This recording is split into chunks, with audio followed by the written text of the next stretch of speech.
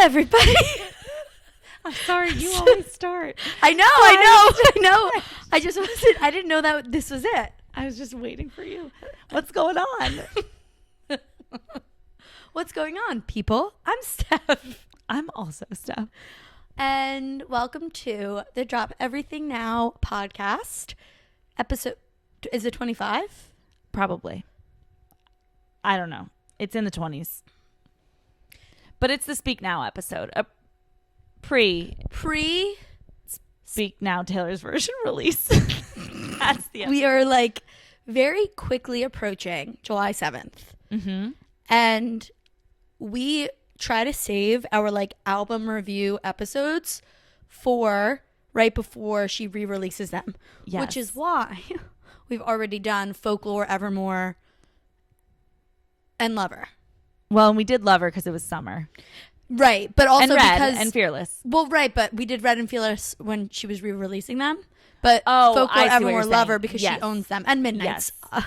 You know, so like it's Speak Now's time to shine. So the next two episodes, it's our pre-Speak Now, and then the next one is gonna be like our Speak Now Taylor's review. version. Yeah, a Speak Now Taylor's version. I'm so excited I can't talk. I am so excited. It feels so weird that we haven't talked about Speak Now. I know. Like to the level that we probably always wanted to. Because this is the album. This is like, not to be selfish, not selfish to you, but selfish to like other Swifties, but like, do you ever feel a personal attachment? You're like, no, like that's like mine. Mm-hmm. I'm like, no. Speak Now is like my album. Yeah. Like that's my album. Nobody else's. Not your, like you two. But do you know what else I feel like that about? Like growing up, I always went to Dorney Park with my family instead of Six Flags. Dorney Park was yours? Is yours. Yeah, is mine. Yes. And nobody else like went to Dorney Park unless like they were coming with me because like my dad went there as a kid because he was from Pennsylvania and Dorney Park's in Pennsylvania. So I'm like, Dorney Park is like my thing. And like, that's how I feel about this too. So like I own Dorney Park and like Taylor Swift doesn't own Speak Now. Yet. I do. Oh. Okay. I thought you were going for and also, like, you know, in 2 weeks she does. Is my initials. Oh, that's true. No, I guess I do understand what you're saying. Not to the level of Dorney Park. Yeah. But no, I know I'm delusional and I'm wrong, but that's how I feel. No, but I get it because like I think I have that similar attachment to Red where it's like Right. I like it. No, like I know you like it too, but it's mine. Yeah. But But like you don't get how much I like feel it. like so it's. I feel like Speak Now is so interesting because I feel like there's genres of, or not genres, but eras of when bulks of the fan base joined. Yep. You know, and I feel like Speak Now is the first milestone. album where like a bunch of people joined after Fearless because she got super popular. Which is So me. that like Speak Now is like the first album that a bunch of new people loved together, which I would say maybe around 1989 was a similar right time. Like And because then she I got don't into think pop, and then I don't think again until to folklore. And So then I Red feel like Taylor's version. Yeah, you're right. So I feel like Speak Now was the very first, like, she got huge, but most, like, because joining in the Fearless era was, like, joining after Fearless already came out, you know, like, I burned a Fearless CD. Yes. I didn't own a Fearless CD, Yes, but I Steph, owned you're a Speak Now CD. You're a longer fan. No, but you did the same, I don't- right? Because yeah. didn't you, like, Speak Now was your yes. first album? No, that's what I'm saying. Like, Yeah. I was one album after you, but you're 100% correct. But even then, though, like, Speak Now was the first album I heard, like, Heard I for was the first time. anticipating Oh. the opening of the album. Right. You know, like, I Right. bought Speak Now, like, that day. Yes. But, like, Fearless, it was already out by the time. Right. Like, Yeah, maybe I same. came in earlier in the Fearless game than right, you. right. But Speak Now is 100%. first, like, our first Yeah, live album. and so I guess that's why I feel like this is my album, because just to talk about, well, it was like October, I'll look it up really quick. The original release of Speak Now release, October 25th, 2010. Oh my God. Mm-hmm. That's Alyssa. Okay, everybody, listen to this. You're not going to believe this. Alyssa's birthday. You're not going to believe this. Hear me out. I can't wait to tell them. Okay, so one of my best friends, name is Alyssa, and her birthday is October 25th. And Speak Now, according to the Google, came out October 25th, 2010. I don't like remember that at the time, but like, wow. And here's where it gets crazier. I have another best friend. Did she get married that day? Is Alyssa married? No. Did Jenny get married that day? On October 25th? Yeah. No. She got married like October 1st or 2nd. I thought it was in October, so I just got Yeah, early October.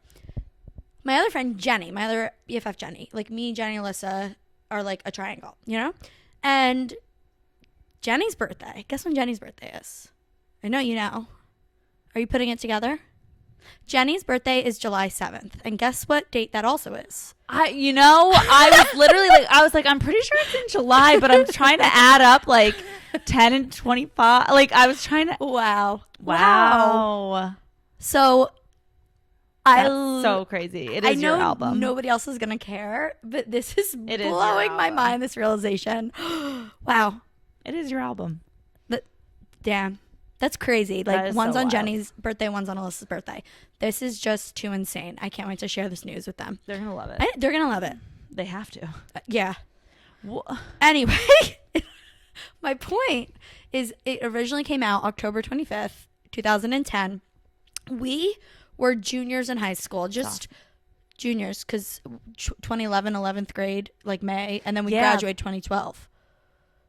So October, the fall of 2010, we were in 11th grade, the spring of 2011. Wow, So I definitely thought I was a sophomore listening to this Wow. album. Here's why I know I was a junior. I'll tell you. So it was the first album I went to like FYE, which used to be like a CD store in the mall. I got For the your album. entertainment. Oh, yeah. And it's also a thing now, but I just don't know what it is. FYE. It's like a new store, I think. I don't know if it's still in business. Oh, I didn't know But like that. not, I thought it's it was totally like different. acronym that the youths use or something, but Oh, no, not that I know of. Anyway, when I got it, and I remember because pretty soon after it came out, one of my only friends that could drive, a third Steph, and we would blast this album in her car and drive all around town. Amazing. And at the time, she had just been dumped. And I remember screaming mean down her ex-boyfriend's block. And I think it was mean. Yeah, like mean and a liar and pathetic and alone in life. And like, it was also a time where all my friends loved this album. yeah. Whereas like my friends still like Taylor Swift now, but I just feel like there was just like a collective high school memory of all of us just blasting the CD in your car, and it's the only thing you could listen to. And I don't know. Yeah. It's amazing. This was truly, like the high school album. And I don't mean that as in like everyone in the high school loved the album. It just like what she was writing about was so high school. It shaped like, my high school experience. Yeah, 100%. The last 2 years. I don't know if I have any specific memories of Speak Now. I mean, I went to like the tour, but I guess that we always would sing Taylor Swift on the track bus. And obviously the last 2 years were dominated by Speak Now. But man, I mean, there were plenty of concerts in my room to Haunted. Dude, I didn't love that song That is until a shame. years late. Okay, I'm obsessed with that song. It's one of my top songs, don't get me wrong. But I didn't love that song until post-college. One of my cousin Deirdre's guy friends, I think it was, his name is Joe. I'm almost positive, but maybe it was somebody else. So I could be getting this wrong. But I remember him saying how Haunted like slaps or something like that. And I was like I knew it did, but I was like, oh, and I wanted to listen to it through his perspective. And then all of a sudden something washed over me. I was like, this is the most amazing song I've ever heard. What's wrong with me for like sleeping on it for so long? I know. Well, and we'll get into it with the survey, so I won't go too much into it. But like, Haunted is like lyrically Beautiful. fine. Oh, I love it. No, I know, but I mean, like in terms of the depths she can get to in lyrics, it's not the deepest. It maybe gets a little repetitive at times, but the way the instrumentals are all around it just makes it so iconic. Like I think that the lyrics, I don't know. I think that they're not like, I think they're pretty deep. I mean, I think it's a beautifully written song. Like, I don't know, which it's, we can agree to disagree, but I love the lyrics as well as just the concept of being haunted, I think is. Oh no. And like, I'm not saying the lyrics are bad. I'm just saying, obviously, and this is what happens as a person gets older. Right. But she's found ways to be more right. You know, metaphorical and like right. deeper in terms of the way she words things, mm-hmm. which is why, I mean, the entire album of Speak Now is in a way sometimes some of the songs are a little bit more juvenile, and just because she was freaking. But I also 18. Think the opposite. I think some of them, yes, but I also think some of them, I'm like, damn, she wrote all of this herself. Oh, yeah. And it calls to like folklore vibes. Like I could see some of these songs on folklore and vice versa, because she's really showing her skill and her talent. Yeah, I don't know, but I do know what you mean. They're all also the simpler, easy, fun songs like right. Mean and Speak Now that aren't really well, that and those deep. are the two that come to mind right. most obviously in them. Yeah, because right. then there's like Last Kiss and Dear John, which are just exactly. like, holy shit. Exactly. But Haunted, I think, is the middle of those. Right. Where it's like, oh yeah. And then some of it's like, okay, yeah, we heard that. Right. But the instrumentals behind it are just so amazing. Right. God. Anyway, amazing. I also remember another song that sticks out to me. I'm not going to say names because I know this person would kill me, but one of my friends also got, I don't want to say dumped, but her and her boyfriend of a few years broke up, and then or I don't know how long they were dating, and then he started dating another girl. And she was from another town, so it's fine, and we would like look her up, like whatever. And I think she might have been like in modeling. She tried to like act. She tried to be an actress, this girl, I guess. And honestly, she's probably a very sweet girl. That's what I'm saying. Like, it doesn't matter anymore. But I just remember my one friend, every time we listened to Better Than Revenge, being like, this is literally about Stacy. It's whatever, I'm making up names, but she's like literally like, wait, she's an actress. She's better known for the things that she does on The Mattress. Who? I don't know that you would ever guess it. Who was the girl that we mutually hated? Oh, the girl. That's not the same girl. Because like I just mutually hated her for there's this other girl that both of us didn't like. That is not the same girl. But we didn't, like, I went to high school with her, Steph didn't, but yeah, you never met her. That's a whole other story. That's just like too much drama and like irrelevant right now. But yeah, so Better Than Revenge, I remember blasting that with my one friend and being like saying the girl's name that my friend didn't like, she's better known, but saying her name for the things that she does on the mattress. So, yeah, I fucked with that song so hard. That was the other one that, like, if I was like, okay, gonna put on a concert in my room, play Speak Now, Haunted got me just like, you know, like thrashing on the floor, and Better Than Revenge was like I'm looking at the audience and I'm judging this whore. Like literally just being just being the like slut shaming, like the cool girl, pick me, you're a whore, 100%, I'm the best. But honestly, I still fuck with that song hard. Oh my god, I get that. I think everybody does. Everybody kind of says like, I get it if she does change it. I don't think she's going to, but if she doesn't, we all appreciate and understand.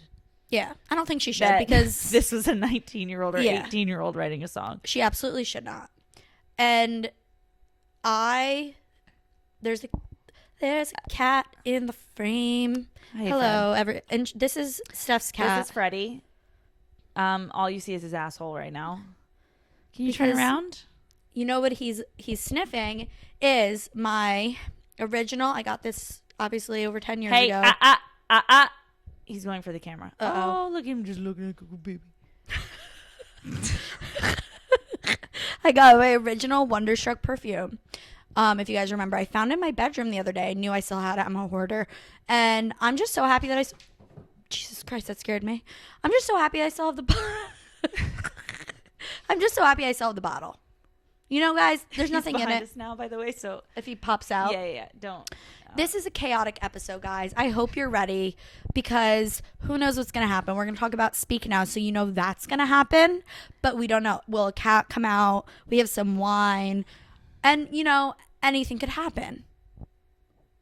Anything could happen. Like, honestly, anything. Yeah. I don't know. He's running up the stairs.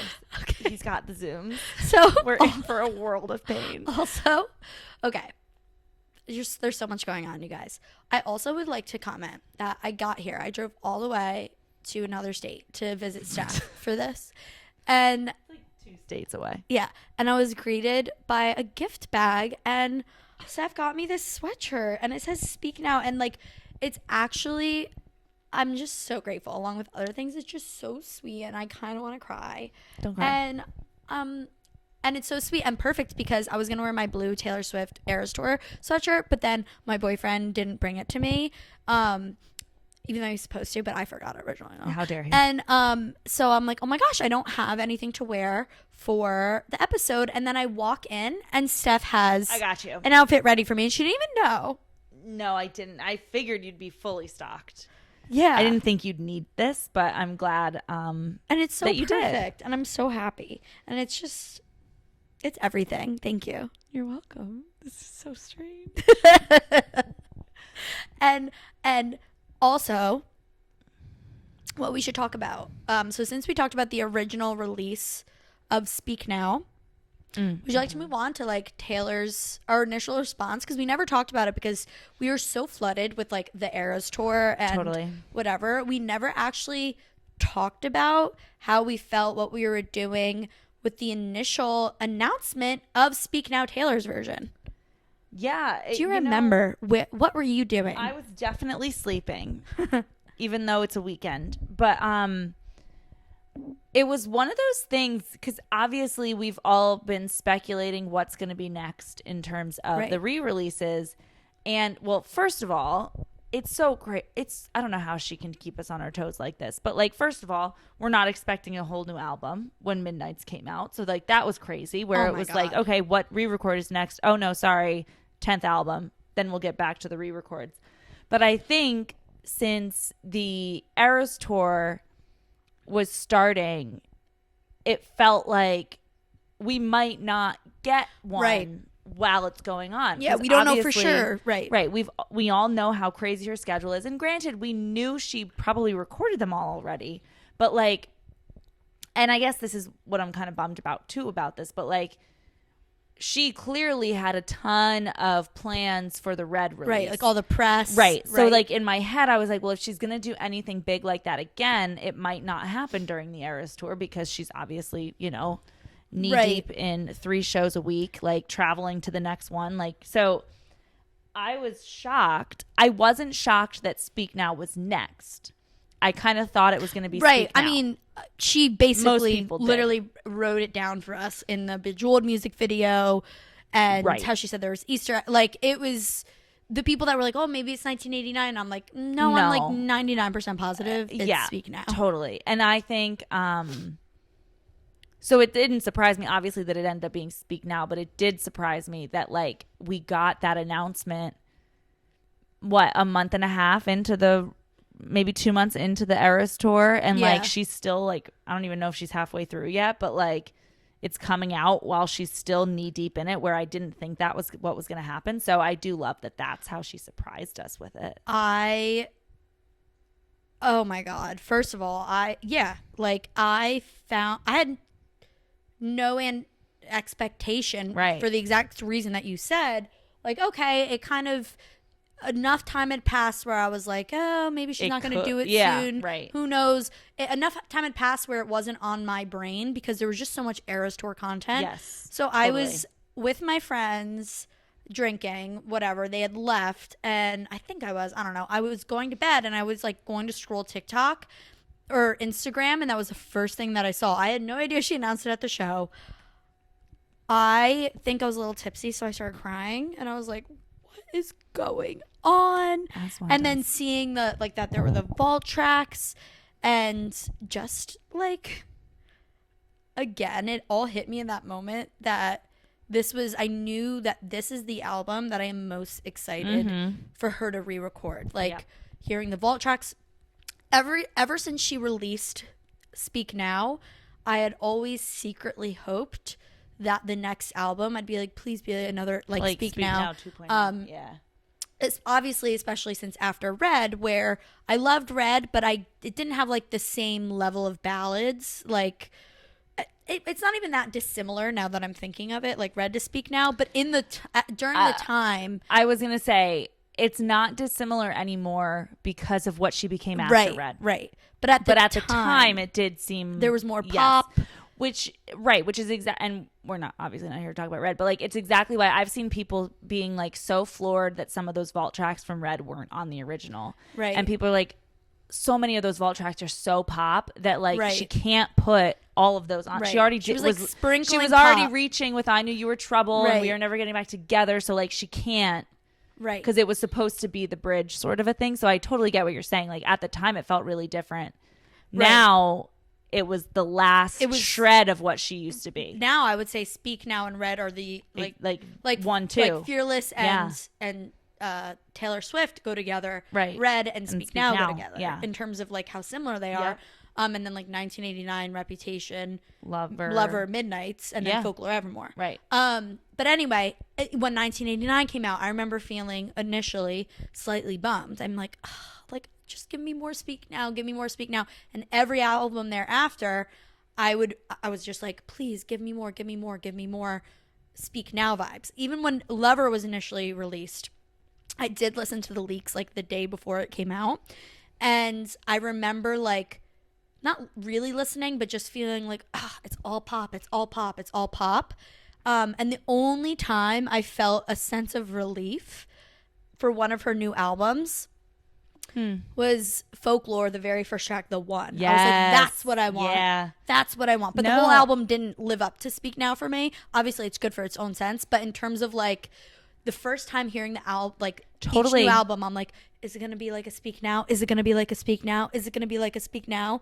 And I don't know, just like that. No, that's a very good point. Because I think that is part of the reason for me that like albums like 1989, Lover, and Reputation were not initial, I love this. Right. Like, obviously, Reputation is one of my tops now, but at the time it was. And like, to your point, like Folklore was the first time, like the first 15 seconds of The One, I was like, hell frickin' yes. I was like, I can't believe it's like sort of back. Which is also why The One is still one of the tops from Folklore, even if it's not like overall lyrically one of their best, right? One of the overall best. It's one of my favorites because I think it was just like it right because you were just immediately like, yeah, I like it. Yes, and like even thinking back to all the other stuff, like Speak Now. I know this first time I heard to like start the album, I was like, yep, I'm in. Yeah, like so I feel like it. Yeah, I mean, I get that, and that's another reason. Yeah, that I just. It's just the ultimate Taylor Swift album. Like when we say, and I know I've said it before, you said it before, and I've heard Swifties say it before. Like, I hate that when people think of Taylor Swift, they think of Shake It Off and Bad Blood and We're Never Getting Back Together, because yes, those are great, and Blank Space, great hits, fun songs, but that's not why we love Taylor Swift. No. And then we try to think of a song, we're like, okay, like an All Too Well or this or that, which is so true. But really, when I think of Taylor Swift, I think of Speak Now, the album. Like, singer-songwriter, just cuts you to your core. That Speak Now to me is the epitome of like what Taylor Swift wants to present herself as, because obviously it's the album she wrote totally by herself, and that is her shtick, is writing, right? And it's so it's like lyrics, singer-songwriter. Like I don't know what that genre is, but that's just, I don't know. This is just epitome. No, I mean, I'm not saying her best of the best of the best of the best, because obviously you want to keep producing better and better things, but I'm saying like peak, I don't even know what the words, like stereotype Taylor Swift. Listen to the Speak Now album. That's why I love her. Yeah, no, I agree. I feel like And again, I'd love to hear from people. Is it because we came in during this, or you know what I mean? Or is it truly a consensus of, yeah, this is like her? Because I think of Speak Now as well when I think of Taylor Swift, because I think of, right, that was my very first CD I bought from Taylor Swift. I put the posters up in my room from like the perfume ad. We had the perfume ad in our college dorm. That was, yeah, we did that. So like that is why I think of, or how I think of Taylor Swift is like Speak Now. And then I also think of Red, though, mainly. I was going to say Red would be the other album. Also only really because it was like, for us at least, Red, obviously, I think it, like, the fact that we were on our own for the first time, like without our parents, but like Red was such a fall album, and obviously we were walking to class every day, like traipsing through the leaves, like, so Red is like permanently imprinted in my mind, but more from like the state I was in while it came out versus like Speak Now was truly from like the fandom of being obsessed with Taylor Swift. Right. And I also think a lot of people agree with that. I think also Red or Speak Now is what I would say a lot of people, like my friends who wouldn't say like I'm a Swiftie, but are big fans and would have loved to go to the concert and known every word to every song, but aren't like in the fandom. Like, you know what I mean? Speak Now and Red are what they're going back to too. And I think also with the resurgence of Red, Taylor's version, so many new fans came in because of it. And I think now, luckily, a lot of people see Taylor Swift in that light outside of like 1989 Reputation. And I don't know. I wish there was a way, and I know I've gone on and on about it, but the way that I like think about this album and feel about this album, like I wish I could verbally express it, because I don't know how. We grew up with it. Like it's it's nostalgic. It's beautiful. It's timeless as well. I don't know that there are many topical references that would date the album one way or the other. It's an enchanting, magical, whimsical, mystical album, and it captures every part of Taylor Swift's skill that I love, and it's also personal. Like, I don't know, I love it. Also, because I've seen people do this on TikTok, and obviously it's very much the time that it was written in and came out in, but it is a pop punk album in a country-ish version, right? Because I've seen people remix, like doing Better Than Revenge emo punk version, or like Story of Us punk version, and they are such pop punk songs if you just switch some of the like instrumentals behind them, and I love that music. Oh my god, so I think that's also punk. Why Speak Now is just like, oh yeah, Better Than Revenge could have totally been a Blink 182 song, or like, you know, a Fall Out Boy song 100%. That just had a little different music to it, and or, I mean, it's that's it's why Misery Business. You have Fall Out Boy and you have Haley Williams. Well, that's what I was gonna say, and she like, literally said she wrote in her post, that's what I was listening to, right? Which makes sense because that was so the time. But also, I mean, Better Than Revenge is basically Misery Business by Paramore in a different shell. Right. So yeah, I think that's also what I love about Speak Now, because all of the like bops are of that genre, and then you still have the ballads and like the ones that cut deep, like where the 1989 bops, or I guess even Reputation Reputation bops are different, but like the 1989 bops are so poppy that I don't still feel as much of the emotion behind them. And it's almost like, oh, I need to really, like, All You Had to Do Was Stay didn't register to me as such a heart-wrenching song until I sat there for a while with the lyrics. And that didn't even happen until like years later, 3-4 years ago. Right. So like Speak Now, though,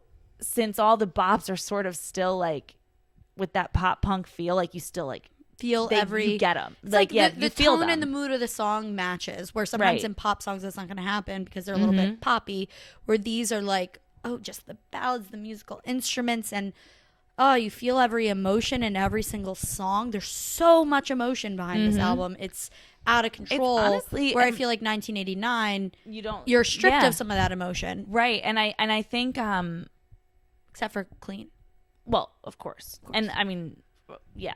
But I think Speak Now too, and similar to, I guess, maybe a Midnight's in that sense, where like Midnight's is obviously a very pop album,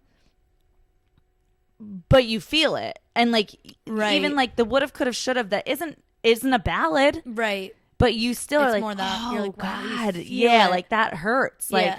So I feel like that's also probably why even like Midnight's over some of her other pop albums gets to me, feels because more I'm like, emotional. oh, I do match, like you said, the tone with the lyrics and the message and the music. It still all kind of works together. Yeah, no, you're absolutely right. And I didn't even think about it. But like, yeah, Midnight's, she did a good job of expressing the emotion, and that not getting lost in the production of it, which I guess wouldn't be her fault. Oh yeah, it would be. She has the final say. But yeah, and I love like 1989 as well.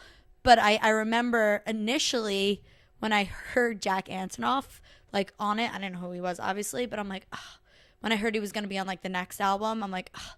But now I like love him. Yeah. But the reason I scoffed at it at first was because for me, 1989 was missing the Speak Now touch, and the emotion and the magic, the enchantment, which of course Enchanted, but it really is just, it's an enchanting album. Ugh, it's so good.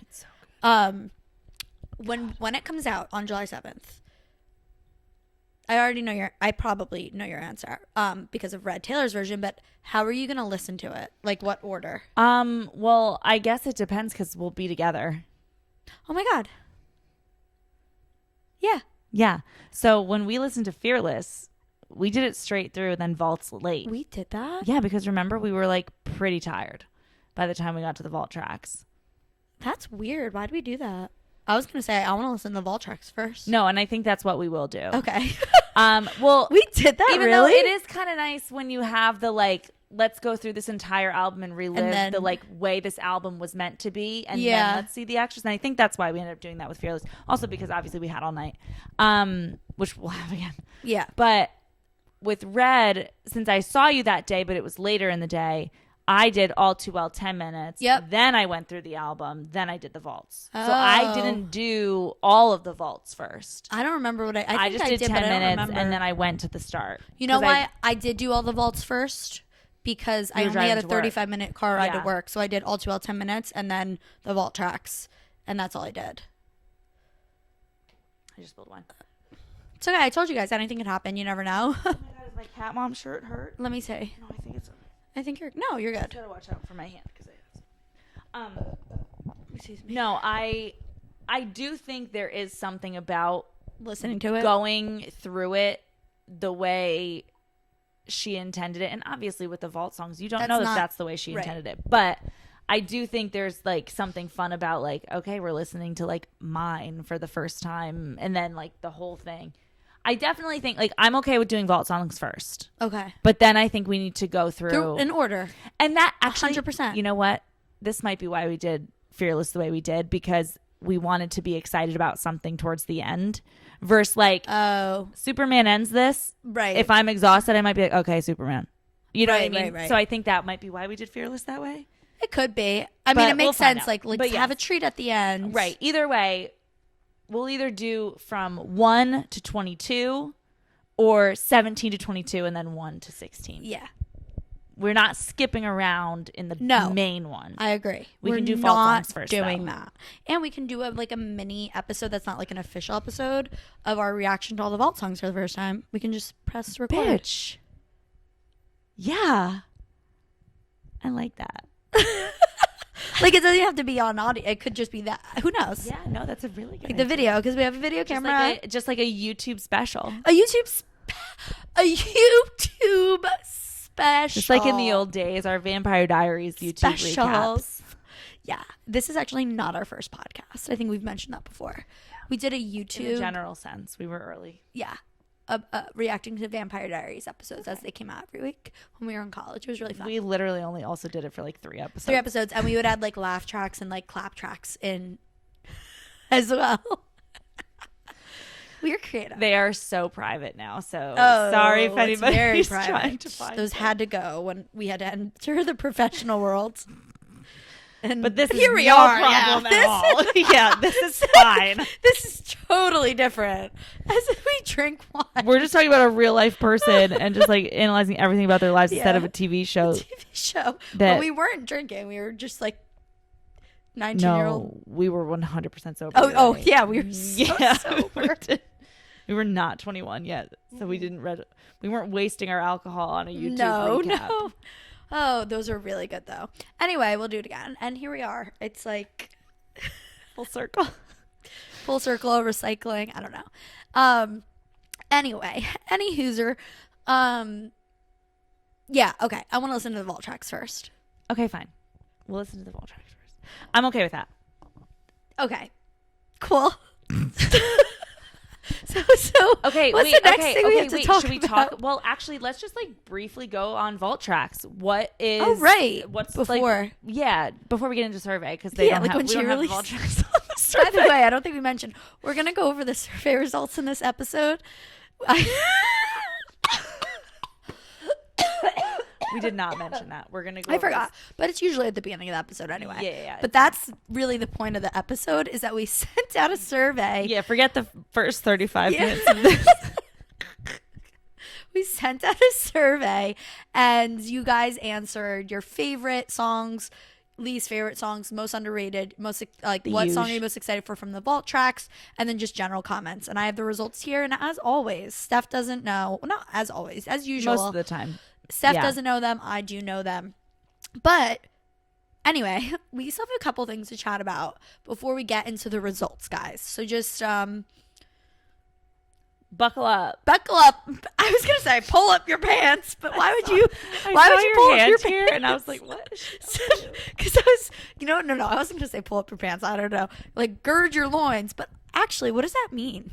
I've never fucking heard that. Gird before. your loins? No. I swear What? to God, Steph, it's a thing. It doesn't mean like get ready. I think gird your loins is like buckle up.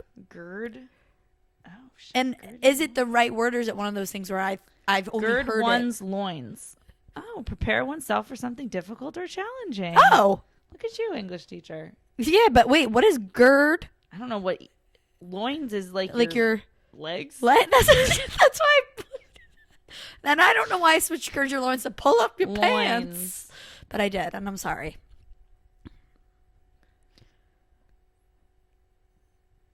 Body parts? What does it mean? The first thing is. Oh, never mind. Okay. This is okay. The part of the body on both sides of the spine between the lowest ribs and the hip bones. Literary. The region of the sexual organs, especially when regarded as the source of erotic or procreative power. Oh my gosh. He felt a stirring in his loins. Oh no. Anyway, gird your loins. That was the first thing. What? It's around your hips. It says? Yeah, it does. That makes It says sense. between That's the- why I was pulling my pants up. I mean, they were always up. Just don't. Just good thing this is on video. Gird your loins. Gird your loins, ladies and gentlemen, because we have one more thing to talk about, and that is what was the question that you asked? Oh, the vault tracks. Oh, Okay. I was like, do you think I remember? Okay. Vault tracks. The vault tracks. Okay. I'm maneuvering so I can read. So, vault tracks are Electric Touch, When Emma Falls in Love. Oh, sorry. Let me go back. No, you were right. No, I know, but Electric Touch featuring Fall Out Boy. Okay. When Emma Falls in Love, I Can See You, Castles Crumbling featuring Haley Williams, Foolish One, and Timeless. So go. Oh. Okay. Okay. First of all, the featuring Haley Williams and Fall Out Boy, like that alone, I was like, holy shit. And the fact I've that, never been more excited for features I've seen on Yes, the album beforehand never. in my entire life. oh my God, this is so exciting. So immediately I'm like, I'm so excited to hear those two and to hear how much they're in it and if it's their vibe, because she said a lot of the album was inspired by their music. So I would say like probably Castle's Crumbling I'm most excited for. But every single song title Intriguing. I'm obsessed. I know. Obsessed. Because you know what? Because it's from an enchanting effing album. Yeah. And that is what we're going to It's freaking so get. like what the heck is when Emma falls in love? Like Did you hear can't maybe wait. about Emma Stone? I saw that on TikTok. I can't wait to hear what it's about Yeah. because it's like what an intriguing But I freaking think, title. was she dating Andrew Garfield at the time? Because I don't think so. What? Wait, Spider-Man? did that come out that time? I thought that was still in the Tobey Maguire Spider-Man. No, that was really early. Anyway, I she was dating someone I saw in the tabloids, and like recently, I mean, and I read it online, that she was dating or started dating or had broken up with her boyfriend at the time.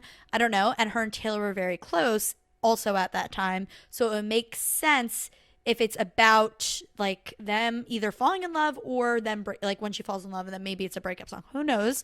Yeah. But I mean, what other song did she write about another couple that's not her? You Are in Love, and that is a beautiful song. Yeah. So it's like if that is true, like I don't know that it's specifically about Emma Stone, but I'm sure that's where she picked the name from at the very least. Who knows? But her writing about other people falling in love is some of her best work. Like You Are in Love is so romantic. Mm-hmm. And yeah, so I'm excited. And then Foolish One, like, is she the foolish one or somebody else the foolish one? Yeah. You know, because it's like, or all right, is it have... or is it similar to a Speak Now where it's like she's writing it from quote unquote her perspective, but it's not actually something about her life. Right. You are the foolish one, they said. See you later, boy. yeah. I had a feeling. No. It's going to be like, and she was the foolish one. See, for me, and this would be way too early in her timeline, but for me, Foolish One kind of reminds me of like in the title, like Illicit Affairs or Ivy, where like in Illicit Affairs, she's like, don't call me kid. Like almost like, yeah, I was a fool. And like an affair. Yeah. But I was a fool to let you in. Foolish one, foolish one. Anyway, what's the one when Emma falls in love? What's there in between there? I can see you. I can see I couldn't see you there. So there's that. You're behind the tripod. Yeah. Anyway, what do you think that's going to be like? Also, this was going to say too, not when Emma falls in love, but the other ones, like Foolish One. If it's about her, which it probably is, because other than like Mine, Our, Superman, there are a couple songs that are like just about love in general. But Foolish One, she has 2 breakups in this album, right? You have Joe Jonas in Last Kiss, where she is feeling bad, or is it John Mayer? It definitely, like off the top of my head, gives me way more John Mayer vibes because like I feel like Foolish. She wasn't foolish to like Joe. Yeah, I was gonna say it implies like feeling like less than or like someone else is making you a fool. And I feel like even though her and Joe were obviously a tumultuous breakup, it wasn't so much of a lopsided like power dynamic. Right. Where I feel like why it makes me think of Illicit Affairs, I guess. Don't call me kid. Like John Mayer was definitely the overlord of the. They say I'm the foolish one. Yeah. But I was just so damn young. Ooh. But you're so right, and it still can go either way. Like maybe somebody's speaking down to her, or she's saying she's foolish because, as we know in Dear John, she said they all told me whatever. Like they told me to run. I should have listened. I don't know, something like that. I forget the lyrics off the top of my head. But also, side note, we're not speaking ill of her exes. We're just stating objective facts because we would never go against what Taylor Swift told us. Yeah, and to be honest, I'm really glad she said it. Me too. Because the Jake Gyllenhaal stuff during Red was out of control. Some of it was funny, but like a lot of it was out of control. And it makes her look bad. Yeah, exactly. And like I know, and people were saying, why didn't you say anything then? Right. So I'm glad like maybe it was just like if she was on tour then she probably would have said don't whatever. But I think she also, this one to me was also like the scolding, basically, like, do not hate on the people that this album is about. I think it also stems from the fact that on Midnights, the most clear, like, gut-wrenching, heartbreaking song is so clearly about John Mayer. Yeah. That I feel like it kind of reignited give her back her girlhood, you fucking scumbag. Right. Where I feel like there, like, I'm sure, like, you know, Maroon, maybe Jake. Like, there might be songs from Midnights that were Jake, but, like, they didn't feel as direct as the one about John, which I feel like fuels the fire of, oh, no, here we go. Now we're going to have the John album again with things where it was more of a, like, hey, do not. Like, I actually think two thoughts I have on that. One, I saw something and I was like, that makes sense. He will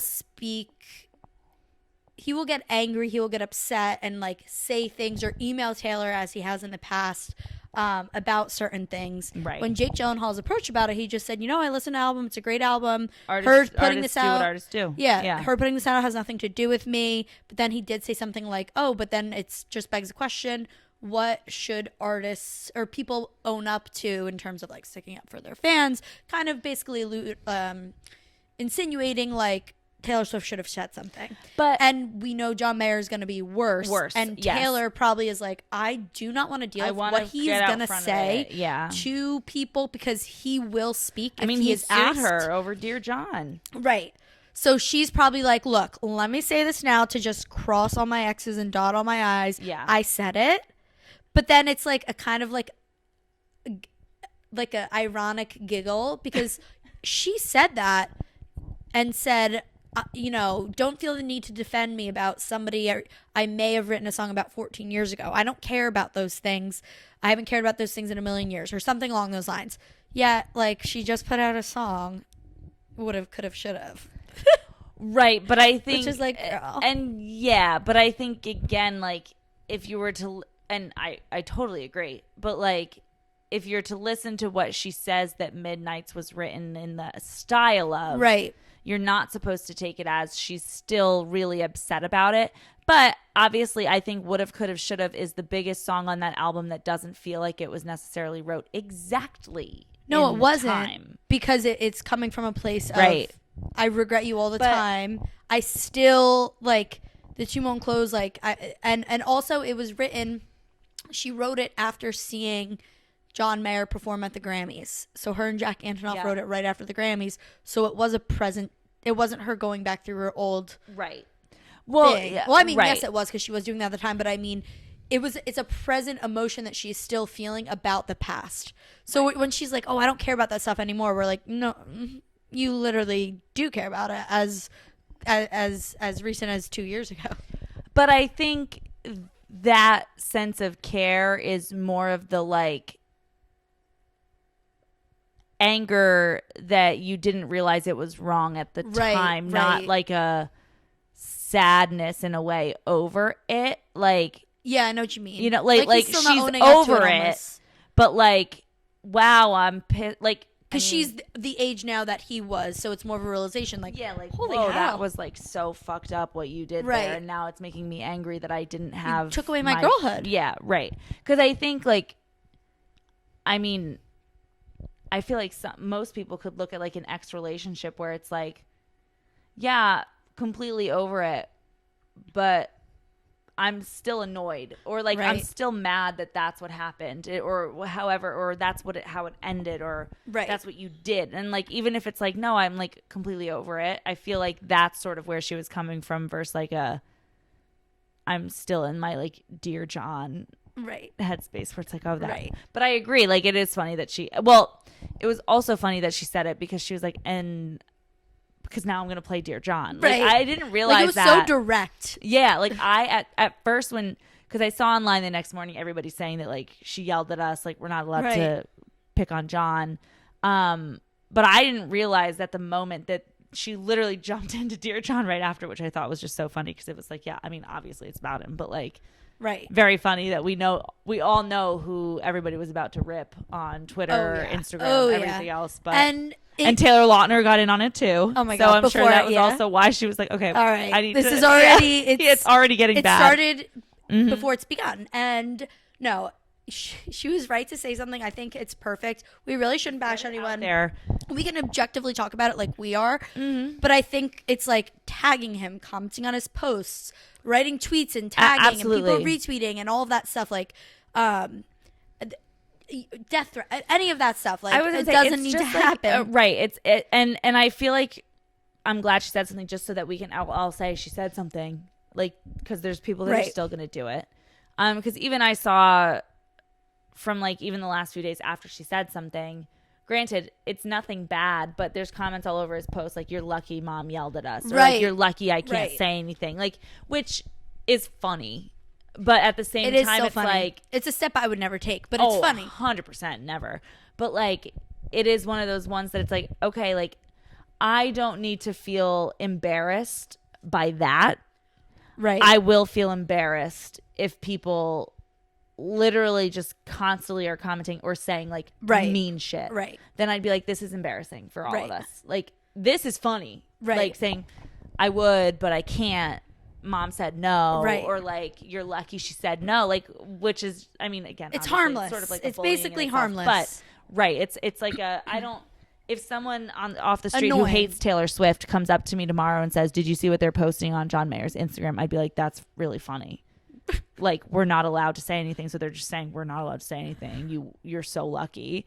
But like, when it comes out, if John gets a lot of hate and someone comes up to me and is like, oh my God, her fans are such assholes by saying this and this, and if there are other things that are being said that are worse, then it's like, yeah, no, that's not me. Like, which we've done before. We were like, we do not claim them. Yes. Which I feel like I hope everybody listened to her and we don't have to say we don't claim them. Yes. For anybody. Exactly. So anyways, back to the point. We really got off track there. We got off. It's all good things. I mean, we were talking about the full tracks. Would have, could have, should have. Anyway. Because Foolish One is definitely probably maybe John Mayer. Yeah, the I Can See You. I Can See You is very intriguing. I don't know. Is it like a... Because also, she's a little unhinged in some of these songs. Like, Speak Now is unhinged. Better Than Revenge, a little unhinged. Like, I Can See You be like... me watching all my moves. You said you were over me. I don't think that's true. I don't know. Or it's like I can see you. I'm peering through the trees. I can see you. We were walking home from the bar and we took a detour. I can see you in your basement. Oh, God. Definitely that. No, but like she's unhinged. She could be the stalker. I can see you. Yeah. Or it's just like a sweet thing. Like, I can see you for who you really are in a bad way. Like, you bitch. Or I can see you for who you really are, my love. This is just... It's just like, who knows? And maybe it's not even about love. Yeah, maybe it's about getting LASIK surgery, even though that was a few years later. But who knows? Like, who knows what it's about? That I'm not sure. And then you got we haven't talked about Electric Touch or Timeless yet. This is my electric touch. I'm really excited. That's what I for think that it's one. gonna sound like. No, totally, because it's Fall Out Boy. Yeah. Yeah. No, that's what it's gonna sound like. I just don't know who would it be. Maybe Joe. Oh, now you lost me. I can't say names. Joe Jonas. Oh, sorry, Steph. You thought it was named to the Fall Out Boy? Yeah, I thought you were gonna say. I thought you said, "Who's the drummer?" Oh no. Who's on the drum or who's the singer? I don't know. I know Pete Wentz. Okay. And I think the main guy's Pat. That could be so wrong.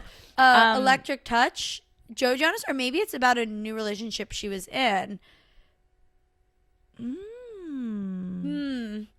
Damn, I don't know. I don't know. Like, who would she be talking about in a sexy way? I don't know. Or sexy. Oh, what if Oh no, I forgot about Taylor Lautner and this whole mix. Maybe not Electric Touch, but like maybe Foolish One. She could be the foolish one. Oh, we him. forgot. We always forget about Taylor Lautner. And you even mentioned him before. I did. It just ended so well that I forget that he's an ex at all. Like, oh my God. Maybe. Oh no, the Kennedy was the end of Red. Never mind. I was gonna say Electric Touch definitely still wouldn't be Taylor Lautner because she broke up with him because they didn't have chemistry. They were too nice. There's definitely no Electric Touch there. Or maybe it's Electric Touch is explaining why she had to break up with him. Because there was no electric touch. Yeah. I just really hope it's not about John Mayer because I don't want to think about that. Oh, yeah, no. Maybe maybe someone new. Yeah. Yeah, someone new. That's what I'm thinking. Or it's like Electric Slide. Where it's just like a song to play at weddings for days to come. Yeah. Maybe this is yeah. What about okay, Castles Crumbling. I don't know. It just sounds fucking amazing. I literally don't have any thoughts about this. I know I can't wait because it's Hayley Williams. All I keep thinking about is Castle on the Hill by Ed Sheeran. And for some reason it's getting me hyped. Even though I know it's gonna be a Paramore vibe. That's funny. But I can't wait. I feel like it's almost like the part 2 of Love Story. Oh, it reminds me of like Castles Crumbling. Like Love Story was in this castle of a music video, and then it's the like fallout of like, no, we actually didn't work. And I love that so much too. Like all of these, the Castles Crumbling just fits Speak Now so well. Like that title, like it fits Long Live, it fits Enchanted. And those are like the songs that kind of to me define the album. Just Castles Crumbling. Just like take me away, Taylor. Yes. Take me to that whatever land where there are castles are. I'm so excited. And then Hayley Williams, it just sounds amazing. I'm just like, I hope it lives up to the hype. I'm thinking of like a haunted, but a little bit more upbeat and not as sad. But that term of, for some reason, I'm like, that's got to be the production. The dun, dun, dun, like the intense. I want to. Yeah, I definitely want feel like a Castles Crumbling. I definitely want a punk rock vibe. Yeah, like I want it to. I want it to feel like castles are crumbling. Yeah, I want to headbang. Like I want to feel the music. Yes, because like Haunted is a headbanger. Yeah, I agree. And I hope there's a part where Hayley Williams is her like high note, and they are like, I don't know, and just go back and forth with their, I don't know, with like belting. I hope it's like a really like intense lyrical sound. I swear to God, if Hayley Williams gets a Lana Del Rey treatment, I'm gonna lose my mind. I'll lose my fucking mind. Lose my mind. I feel like since it's a vault, we'll get better because like Phoebe Bridgers had a big feature. Oh, okay. But Maren Morris didn't. Shiz. No, she's gonna listen to us because she wouldn't. It's they're too big. And then you have Timeless. Yeah, to me, honestly, don't know. That kind of feels like it could be anything. It could be anything. It could be because I'm thinking about it as like Long Live ended the main version. Timeless feels like it could be a similar sentiment to Long Live in the sense that like let's live forever in this moment sort of a thing where it like would be a good second end to an album. Right. But I don't know if you'd copy Long Live 100% in the theme. Yeah. So I don't know. Like My Love for You is timeless. But also I realized I said this album is timeless and I didn't even realize that was one of the tracks. Like, yeah, that's crazy. That's wild. Wow, maybe it's, I don't know. I really don't know because it could go in so many different directions. So many. I don't know. Like, I have no thoughts. So we'll just have to see. We'll have to see. Maybe it's about not having thoughts. Timeless. Endless. Nothing. Nothingness. Okay. I think it's time for us to finally get into the survey results. Because, oops, only 23%. We're running out of time, that's why. Yeah, it's time, guys. Pew, pew, pew, pew, pew. Do you need my... I don't need it right now. Okay. It's good. If it gets past 10% battery, we will. Okay, so we sent out a survey result. We had 242 responses, which is pretty good. And we asked you guys your favorite songs, least favorite, most underrated, and the vault tracks. And it's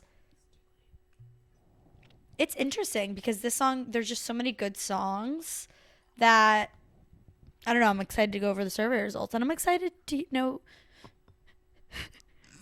Sorry, guys, we had to do a refill, and I got sidetracked. I don't know what words I was gonna say next, so You're excited to see what I think? I guess. That's what it seemed like you were going with when you started. So because I know, Okay. but you don't know. I feel really concerned about this, but excited because I feel really confident in some of my thoughts about where things will land. Yeah.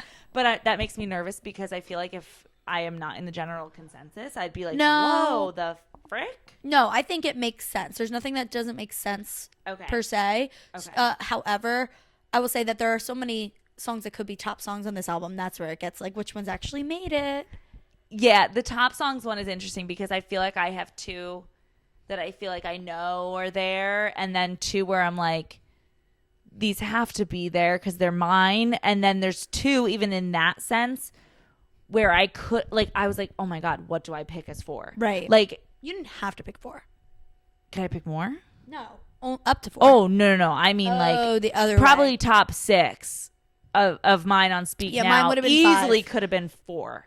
So normally I'd say I let everybody pick for their favorites. Pick your favorite 3. You could pick up to 3, but no more than. But I was like a little bit like selfish, self-serving.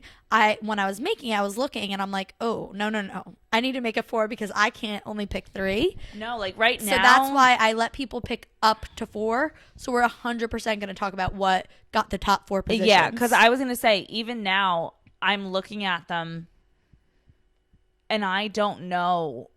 I know I had at least 2 of my top 5 or 6 in the top 4. But I don't know right now when I'm looking at it which one I picked for 3 and 4. Like I have so many, well, and not so many. It's mainly like 6 that could go. Yep. That I just don't know what other people did besides maybe the 2 that I'm thinking of.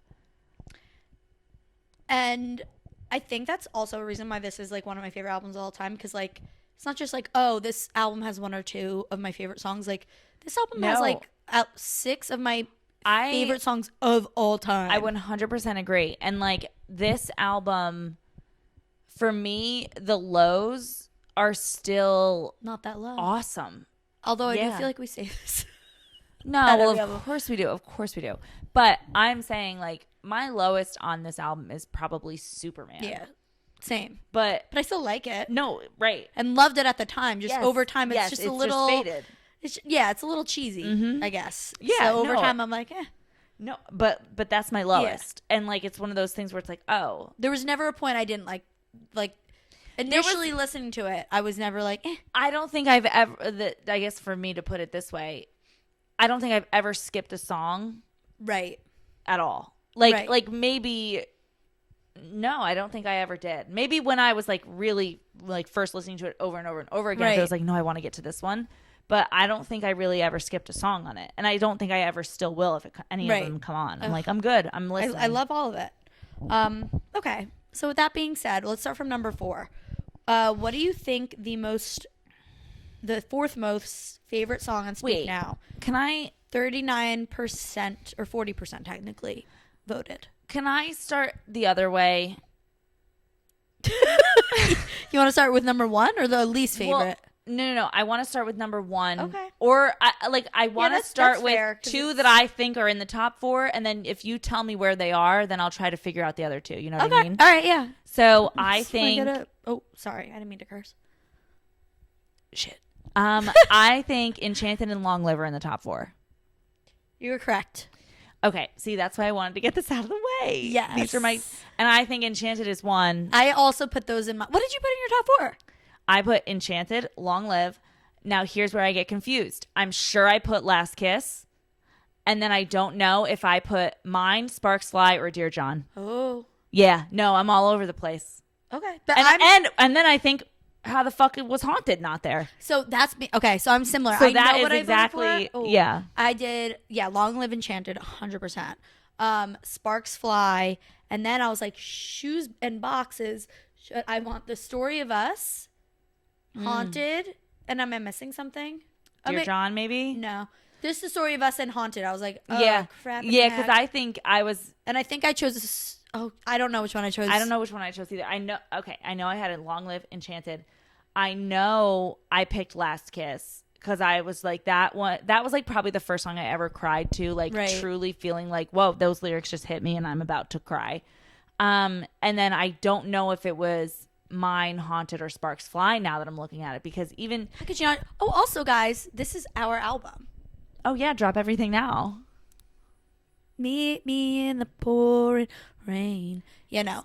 Enchanted and Long Live are my top. Yeah, picks. which is why, like, I know... Sparks Fly and Enchanted, sorry. Oh, I got you. Mine are Enchanted and Long Live, I guess, but...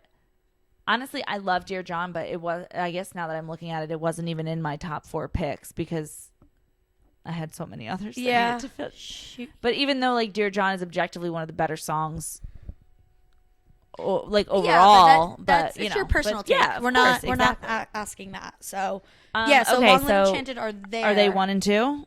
They are. Okay, perfect. Which See, one do you want me to go do it specific? first. Or do you want to guess which one's one? Yeah, I'm gonna guess Enchanted is 1, Long Live is 2. You're wrong, bitch.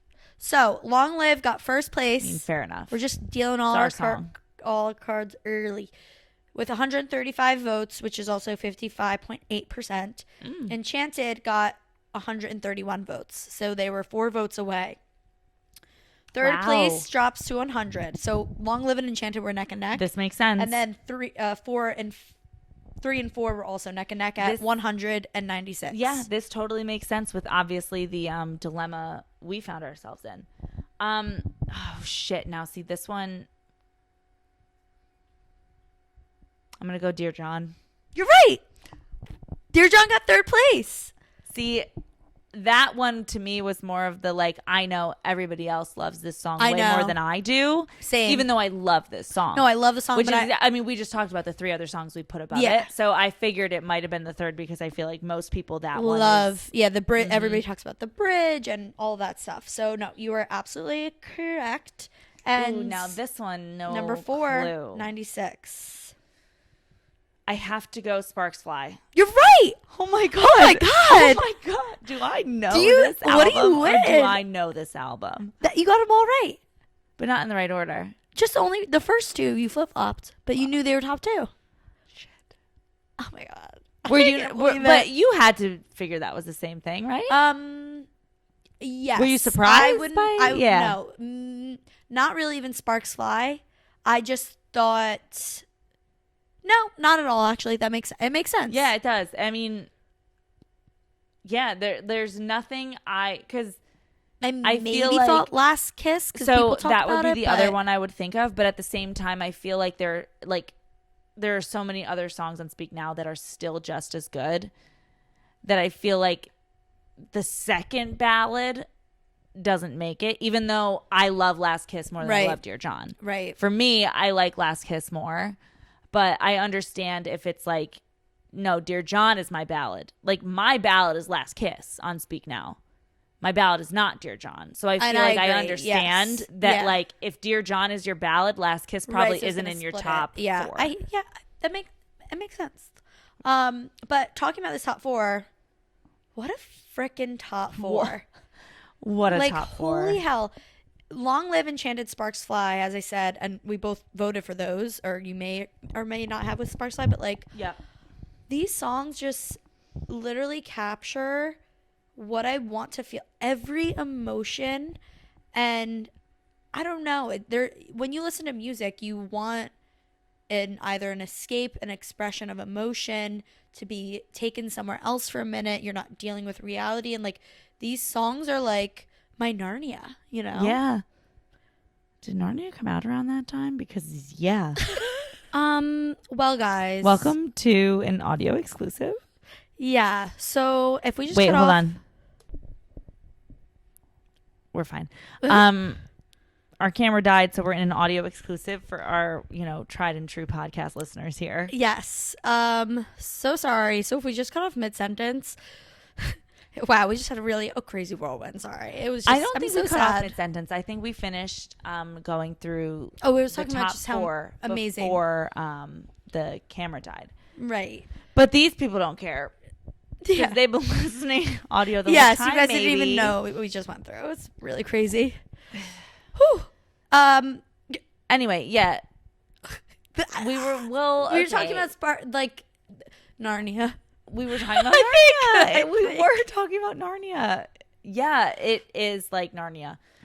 Anyway, that pretty much wraps that up. Signed, sealed, delivered. Good thing we took a break because we would have probably gone on for way minutes too long and minutes about Narnia. So it's good. We were probably even moved on from that. Who freaking knows?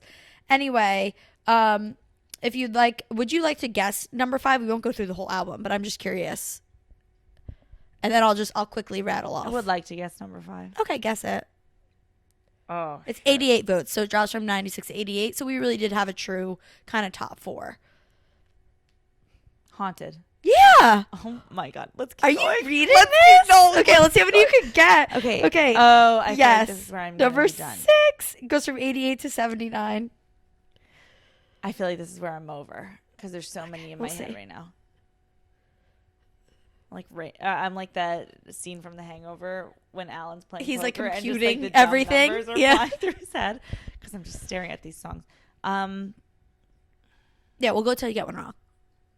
It's probably gonna be now. Story of Us. Oh my God, you're right! I swear to God. Steph, holy shit. Oh shit! Did you spill the wine? No, I corked it. Steph, oh my God, you're a genius. Wait, am I? Are you reading? Am I? No, I mean you're that was number watching my 6 eyes. with 79. Number 7 got 76, only 3 less. 76 votes. Oh my God, now this is really hard. Oh shit, there was a third one that just got thrown into my face. Oh no. Well, I'm going, Never Grow Up. No. Oh, thank God. Is it Haunted? You already guessed that. No. What was Yeah, Haunted? you said after Sparks Fly, you guessed Haunted. Was Sparks Fly 4? Sparks Fly is 4, Haunted is 5, and The Story of Us. Was that before the camera died? No, we just started doing this. Yeah. You're kidding. I swear to God. You're kidding. I swear on my life. You're kidding that I guessed Haunted 3 minutes ago. You did. I'm not kidding. I swear to God. So I did Haunted. Or did I hear you wrong? Wait, I did Haunted? What do you think you guessed? No, you're right. I did do Haunted. Now that I'm thinking about it, I did Haunted, then Story of Us. Yeah. And then I did Never Grow Up. But you're wrong. It should have been... Oh, wow. I just got myself so turned around. Was it supposed to be Last Kiss? Yeah. Yeah, okay. You see, I was looking between... I totally forgot I picked Haunted. Because I was looking between Haunted and Last Kiss. Damn, and then I wish... saw Never Grow Up pop up. And I was like, oh my God, I bet it's Never Grow Up. I wish the camera didn't die. Yeah, that would have been good. Should I record the rest on my phone? Maybe, but I don't think we're going to get this And then just... anywhere near what I just did that there. That would have been funny. That would have been a funny clip. It's a good audio. Okay. Anyway, yeah. So Last Kiss got number 7. That July 9, the beat of your heart, You know, jumps through your shirt. I can still feel your arms. you know, I'll go. I'm still not sure that I picked Haunted. I think you did, but we can. We have it recorded. No, we I got do the think I receipts. did. But no, Last Kiss is so good. Again, I said it before. The first song I truly cried to. And was like, ooh, this hurts me. Yeah. Even if I never really had No, even if experienced you never anything experienced remotely it, those close in that emotions moment, literally I jump could out feel at it. you. Similar to Never Grow Up. Yep. That also, and granted, it hits me harder now because at the time, yes, I would tear up at take pictures in your mind of your childhood room, Right. But I wasn't necessarily thinking of here I am in my new apartment. Obviously that hadn't happened to me yet. Right. So I think that one has grown in the I'll cry every 100%. time I listen to this versus what it used to be. Um. Which that one's gonna kill with her more mature voice. Oh my God. Yeah. Ugh. Oh my God. Yeah. Oh. It's just gonna hurt, you know. Okay, I think top 7. We'll stop there because you got it wrong. Yeah. The rest, and then because then once we talk about the least muddying favorite, the waters. Yeah. yeah, then I'll announce 8 through 16 really quickly if we ever want to, or have time for. Anyway, least favorite song on Speak Now. I have people to choose. I keep looking at the camera like it's still on. I'm looking at the song titles on the camera, so it's throwing me off. I allowed people to choose up to 2 just because whatever, even though I only picked 1. What did you pick for your least favorite? I think I picked Superman. I think I did too. I only picked 1 though. Correct. Not correct. If other people were putting a second, I'd say they probably picked Innocent. Okay. Oh wait, is that your guess for 1 and 2? For least favorite? Yeah. Yeah. You think everybody picked Superman and then Innocent? Yeah. You're literally right. What the fuck? That's so crazy. Like this, you're just like I'm seared. Naturally, intuitively. I know this audience. Smart. I know this album. I know That's the peaks so and the crazy. valleys. Even though, to be fair, Innocent is a killer song. Yeah, I was okay. So Superman, I was like, okay, good. I'm glad I'm tracking, and I think probably everybody feels the same way that like they don't hate like what we said before. You don't hate the song. It's just it's a little cheesy once you get older. I think when I one originally of the came things, out, great. Right, and I think one of the things about it too is, I believe everybody knew from the start that Superman was about John Mayer, which, I believe. I always thought it was a made up story about like someone that went off to like the war. Oh, because that's the music video. No, ours is the war music video. Oh, see? I don't think they did one for Superman. I just looked at the camera yeah, like no, I'm Jim. I went, see? And I Jim shrugged. Halpert I face. shrugged. No, I think Superman is a general consensus that it might be about is about John Mayer, which, and at the time, like I still like that would have been my least favorite song, even though it's fun. But I think it's a little too like not unrealistic, but in a way unrealistic. But then also when you pair it with, if the assumption, or at least my assumption and people's assumption, that it was about John Mayer is right, you don't want to hear a song about how he was nice. I already heard Dear John. I don't need to hear about the tall, dark, and beautiful. Right. He's complicated. He's irrational. Oh, wow. I got to go re-listen to that through that I gaze. hope you've something around the world, and I hope you don't save some other girl. Don't forget about me. No, but still, I don't get it. Because I really just always thought it was like one of her made up stories like mine. But so it goes 99 people voted for Superman as their least favorite. And then it drops to 68, only 68 Good. people. And this is again out of 242, voted for Innocent. So it really drops off. And I was surprised that people chose Innocent. So I can't believe you. So Innocent, and they're actually the last 2. They were 15 and 16 on favorite. So that tracks I was gonna say the Innocent questions. is one of those ones that I think, I guess in a sense, in the same way, in a sense.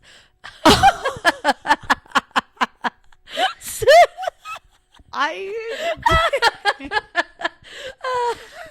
didn't even do it on purpose. That was so crazy. In a sense. I'm gonna say it again. The same way, okay, I switched it. The same way you said that Speak Now is timeless, Innocent isn't. Isn't it? But it's not. Like if we were still looking at Taylor Swift and Kanye 1989 relationship before the phone call, and look what, like, you know, all of the famous song, whatever, this song would have aged really well. Life is a tough crowd, 32 and still growing up. Now who you are is not what you did. I feel like people now, obviously, since they've had another falling out, she's never going to be close to him ever again, clearly. It kind of, it takes away from like the thought that, hey, you just made a mistake, buddy. Now he's just like genuinely like a terrifying person. Oh my God. Yeah. So like I feel like it's aged poorly, which maybe makes people not feel as loving about the song. Right. Since it doesn't really like I think until Reputation basically, or like the fallout of 2016, I think people probably would be like, Innocent is fantastic because her and Kanye are friends now. Like, so it aged the way you wanted it to, I guess. I think, or I guess, I mean, we don't know for sure, but like, yeah, I think that makes sense as to why people don't like it. Cause I still, however, when I said like the album is timeless, I meant more so like, if you're listening to Innocent, you don't need any context to what this is about, and it could be a song about anything. There is no reference. Like in The Lakes, all of a sudden she says like to tweet it, which dates it. So there are no like clear, obvious, timely references. Right. And so but I know what you're saying, and yes, you're probably right, where it's just like, if we know what the song's about, we can't it hurts really. It's a little, but at the same time, I think maybe it's just. It's not that it's not a relatable song, because it is, but it's not relatable, I think, until like now. Like we understand it now more than we did that's what I was going to say. Similar to the same way that before probably 2 weeks from now, Innocent lost its maybe shine in rankings because not as applicable within what she wrote it about. And obviously this album is such a banger. Something has to be second to last, I guess. And again, like if I'm looking at the songs, I don't know what I'd put below it. Right. Like Superman, then what? I don't know. Might be Innocent. Innocent can take another turn in timelessness in the fact that she will be singing this song. She probably recorded it when she was 31 or 32. Right. So like has the like mistakes she has made 32 right. and still growing up now. Like right. I'm sure Innocent for her now, and it's she more says about it herself most of the time for every song now, right? She's like, oh, now it's about you guys, whatever. I think Innocent in the most sense would be like, I'm not thinking about Kanye in the slightest about this song. This is now, I am 33 and I am making mistakes. So the tone almost, it's not condescending anymore. Yes. It's like advice. It's not a 19-year-old singing about a 32-year-old, which is so condescending. It's so condescending. She's talking down to him. Now it's actually like her talking about herself and to other like, people. Who you are is not what you did. Exactly. Cheating on Calvin Harris with Tom Hiddleston, like whatever. Mistakes that she feels like she made or whatever it is. It's like, oh, wow. This is now a cool life lesson. No, which I do. And I think also. That's actually cool. I never thought people about that. Obviously were so young listening to Speak Now for the first time that obviously have the emotional attachment to this album will be thinking the same way. Like, it's like, oh, wow, I am almost 32. Like, yeah. Wow, I've made mistakes. Right. Which when I was 14, and I wasn't thinking about that in the slightest. It'll hit us more like how everybody loved Nothing New. Yes. Where I don't think if we were in high school, we would have, because you don't have that perspective to understand it as much. And so I think her releasing Nothing New, and she did, it was like, it was one of the favorites on the vault tracks of Red. And I think you're absolutely right. The fact, re-listening to Innocent now in Taylor, like through our perspective, through Taylor's perspective, is like, wow. Yeah. No, I really need to hear this. Totally. And it's Profound. so funny that you bring up Nothing New, because I feel like Innocent and Nothing New are in a similar way going to have the same reaction on like vault track reactions from everyone. But it's funny because like Nothing New, obviously, I think definitely resonates with people that are past 22. But at the same time, I don't resonate with it like if I'm 22 or 23. Like, since I'm already past the age where I care if people think I'm still relevant, it doesn't matter as much to me. But I think Innocent, like when it comes out, because we are very similar to the age she's talking about. Right. I feel like that one will feel like, oh, even more like, so. Like for Nothing New, it's sort of like, oh, I understand why people feel that way when they're at the end of their college career, like we're right now into the new world. Like I get it. It's a very like insecure time of your life where like I'm just saying that like, oh yeah, I've been there, like that happened. Yeah, I get it, but I don't necessarily relate to it right now. I feel like Innocent will be one of those You're ones, right. and I feel like a lot of people that obviously came in during the Speak Now era will be like, ooh, This hits. yeah, different. this hurts. I'm living it right now. Like, ooh, man, I don't know. Yeah, no, I you're think right. it will definitely jump. Yeah, because you're I right. feel like people kind of associate it with Kanye, and that will kind of change. That'll be interesting to see if it does jump. Mm-hmm. But anyway, it's everybody's bottom two, so I guess that makes sense. Would you like to guess what I only wrote? Like even though I only asked for two or allowed two, I still wrote the 3 and 4 down. Would you guess what number the third one is? It does go from 68 votes to 27, so it's not. There's really just top two, but oh, wait, 68 to 27 in 1 verse 2 in most and 2 underrated. verse 3. No, Superman. Oh. Superman was 99. Innocent was 68. Oh, I'm sorry. I thought we were going to the middle, the most underrated. Oh no! I thought we had switched. I thought we had switched to the next question. So the third least favorite. Yeah. Mean. Yeah. Oh my God, Steph, we got to get you on the lottery. Holy shit, you're right. 27 votes for Mean. And yeah, no, I get it. I was gonna say the only reason I picked that one next is because that one was towards the bottom of my Speak Now rankings, mainly because I just felt like it was. And again, this is aged. Like for me, I love it now. I think it's so like tongue in cheek and like fun that like I love listening to it now. But at the time, I was like, this is too country, and I don't really relate. So I liked it. Like I said, stop looking at the camera. Who am I talking to?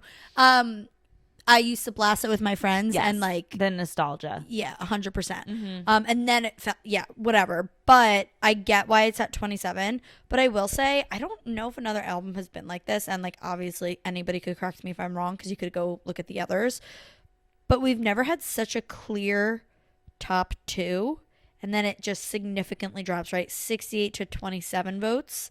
And then 22 votes, 14, 15. And then it like barely tapers off.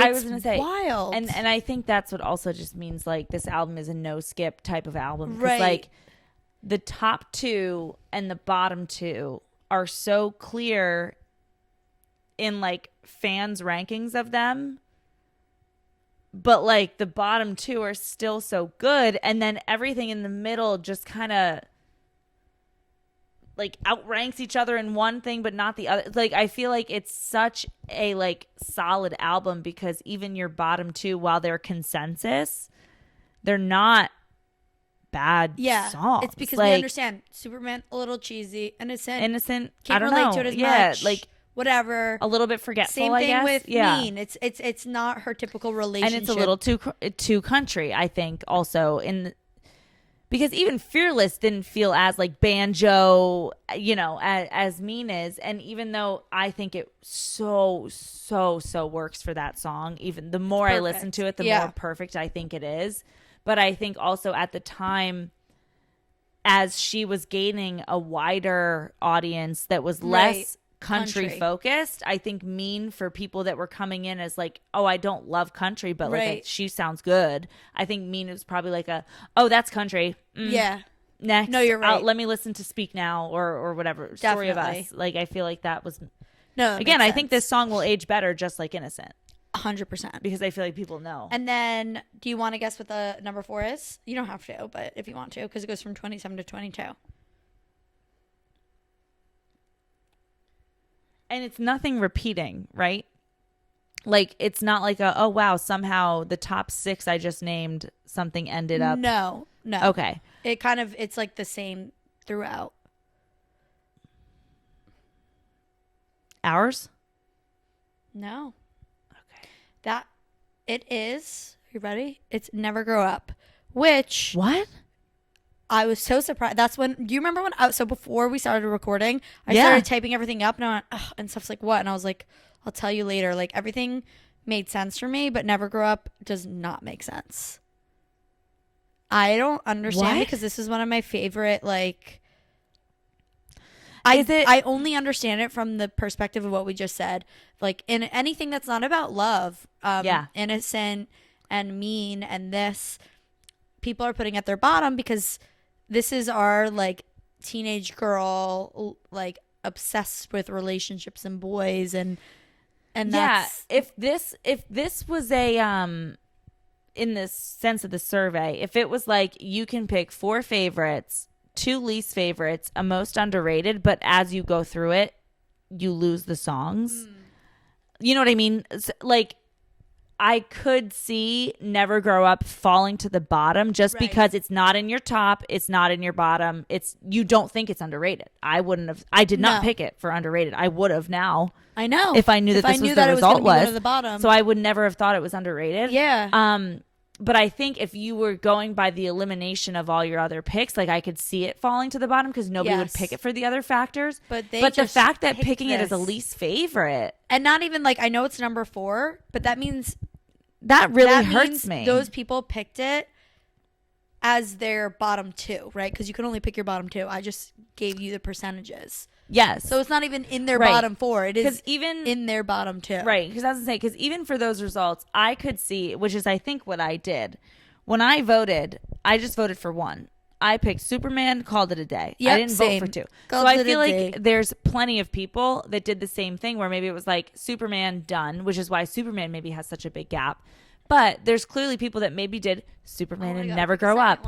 Or Innocent, Never Grow Up, which is still what throws me off about Never Grow Up. Yeah. And you know what? It needs to be said, though, too, even though I've said it, but just to emphasize, like, only 22 people said this was their least favorite song. Yeah, that's totally like, it fair. drops from 99 to 68 to 22. So I think if we had 1,000 people vote for this, that could, because all the rest, numbers 4 through 16, are pretty close in fluctuation. Like, Steph, I'm turning the computer to you, but look at 1 and 2, and then how close everything else is. Yeah. So it's like, it just, it is number 4, but which shocked me, but I don't know that would hold if it was like out of 1,000 or more. Audience. Yeah, mass audience. But yeah, that's the top 4. And then after that, it drops off again. But okay. Should we move on to underrated? Yeah. I still let people choose 2 for this if they wanted. And there is a clear top 2. But it's interesting. It is more even because the number 1 voted for of underrated only has 50 votes, where again, in comparison, the top least favorite was 99. So there's a more even spread of votes for this. So meaning I don't know that it's going to be as clear. What did you vote for most underrated? Well, this is purely sentimental and thinking this song needs more shine, which I guess is what you'd call underrated.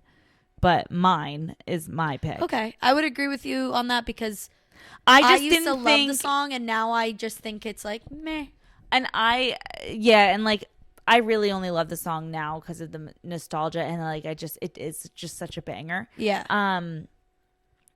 But I guess maybe it does get the shine I think it should, but to me maybe I thought it deserved more, which is why I picked it. It got its shine in its time because I did love it. Then it had like the music video. Yeah, it had a music video. It had which its is part of the shine. reason I loved it. And I think it's just then people forgot about it because she's come out with so many more and better love songs that new Swifties, that's not even on their radar. But remember like in the music video when there's like the trees. Polaroids and the trees? Yes.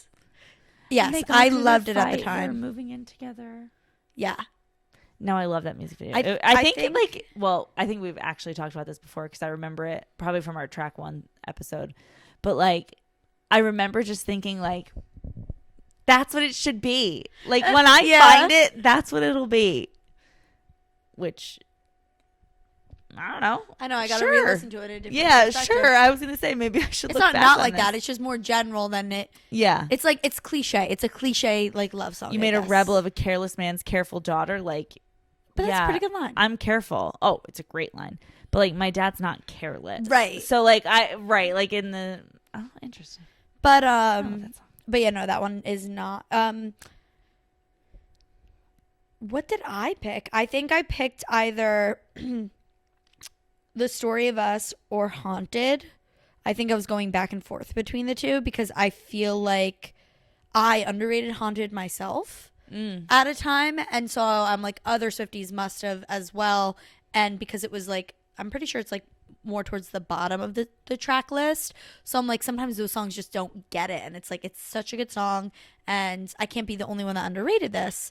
So that's why I picked it if I did. And then The Story of Us, just because I feel like it doesn't get talked about enough. Like, it is so, I just think it is so chef's kiss of a song. And similar to like it hits the way Maroon hits Maroon more, but like the attitude and like I've never heard silence quite this loud, and I just I don't know if people appreciate it as much as it should be appreciated. But yeah, that's what I think I picked. But anyway, with that rant, what do you think everybody else thinks is most underrated?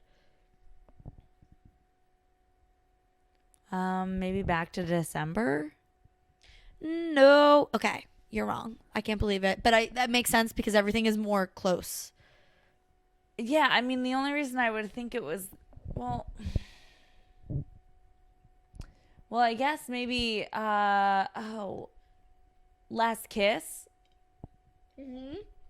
Last Kiss got number 150 votes. And I will say. It makes sense because of what you said earlier. Well, and that's why I just read, because at first, for me, I was thinking, what's underrated in my eyes? And like, for me, it's like, okay, mine doesn't get enough shine. And then my next thought was, Back to December, people love that song, but it's not a top. So maybe people voted underrated. I didn't pick Last Kiss because I picked Last Kiss in my top 4. So I guess it makes sense. At least it's in the underrated section. And also, I think people think it gets outshined. I've seen this a lot by All Too Well. And people are like, Last Kiss should be up there with All Too Well. So I think people love the song, but people think like, no, we know everybody loves it, but you don't understand. It is, some say, this is a better breakup song than All Too Well. It is. Like I used to, now I watch your life in pictures like I used to watch you sleep. I feel you forgetting me like I used to feel you breathe. Right. Like, I think even, and it's so funny because even like All Too Well versus All Too Well 10 minutes, there's like the first to the 10-minute version, there's such an added element of, oh, here are all the little details that make it about a specific person in her life. All Too Well was kept more of the like, it's vague-ish, but it was specific too. But you know who it's about. I feel like Last Kiss gets more generic, more specific moments where that's what Taylor Swift is talking about. Like Taylor Swift is talking about specific moments in Last Kiss, and All Too Well is a more general memory. But it's also like there's very specific moments in both of them. But in All Too Well, you associate the specific moment with Jake. Or like you see who she was actually writing the song about. For Last Kiss, I feel like I do not, like, even to this day, I know it's about Joe Jonas and I don't get it. Like, it doesn't picture to me that they would be that deep in love that she'd write a song like that. Right. So to me, Last Kiss feels like a generic in the sense that I can't relate it to her. So it just gets related to things for me or like more personal where it's like 100% right. Like, I'm not like, Dear John, obviously, like, yeah, people can relate to the lyrics, but you're also thinking about her relationship with John Mayer, which was heartbreaking. No, it's such like, I feel like Last Kiss is like generic, but so personal to everyone because it's not naming a person so directly. Like, where it's like, oh, I know it's about Jake, so I can't relate it to me. But, like, I don't know. It just feels really weird, and it's like... No, but I know what you mean. A brilliant thought, because I didn't even know it was about Joe Jonas until a few years ago. And even so, I forget. Like, as you were telling me this, I'm like, oh, it's about John Mayer. No, Joe Jonas. Like, well, you forget. Right. And it was never as big of a... I don't know. I don't know, but I agree. I think it's a good take. I'll keep up with our old friends just to ask them how you are. Hope it's nice where you are.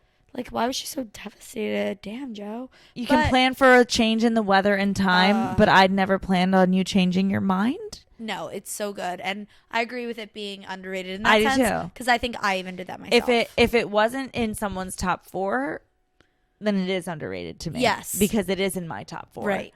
It's not in my top 4, but you're right. Like, I even think I underrated it myself. But every time I put it on, I like sing with my whole heart. There's so much emotion.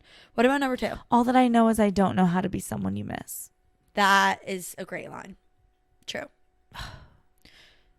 Literally. Dude. Yeah. It's so good. And it's about fucking Joe. I know. It's hilarious. Weird. Which is also How why long did they date? Well, because even in that song, but high school is different. I mean, they were in high school. Yeah, but at the same time, like when they were when it talks about like, I watch your life in pictures while I used to watch you sleep, and I'm like, how many fucking sleepovers did they have? They were like fucking teenagers. That's what I mean. Steph, I didn't even think of that. You're right.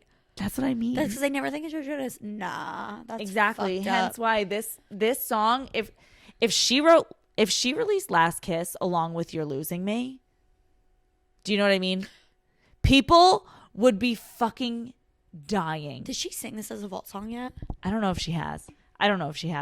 No, I know she hasn't. Yeah, I would have been very upset. Yeah. But dude, can you imagine if You're Losing Me was Last Kiss? You know what I mean? Like, we never heard Last Kiss before. It comes out after a 6-year breakup. Right. People would be like, I mean, granted, You're Losing Me is fucking bomb. No, it's but great. Like, people would be on the floor, like, taking off work the next day. Yeah. But it's about a fucking teenage relationship.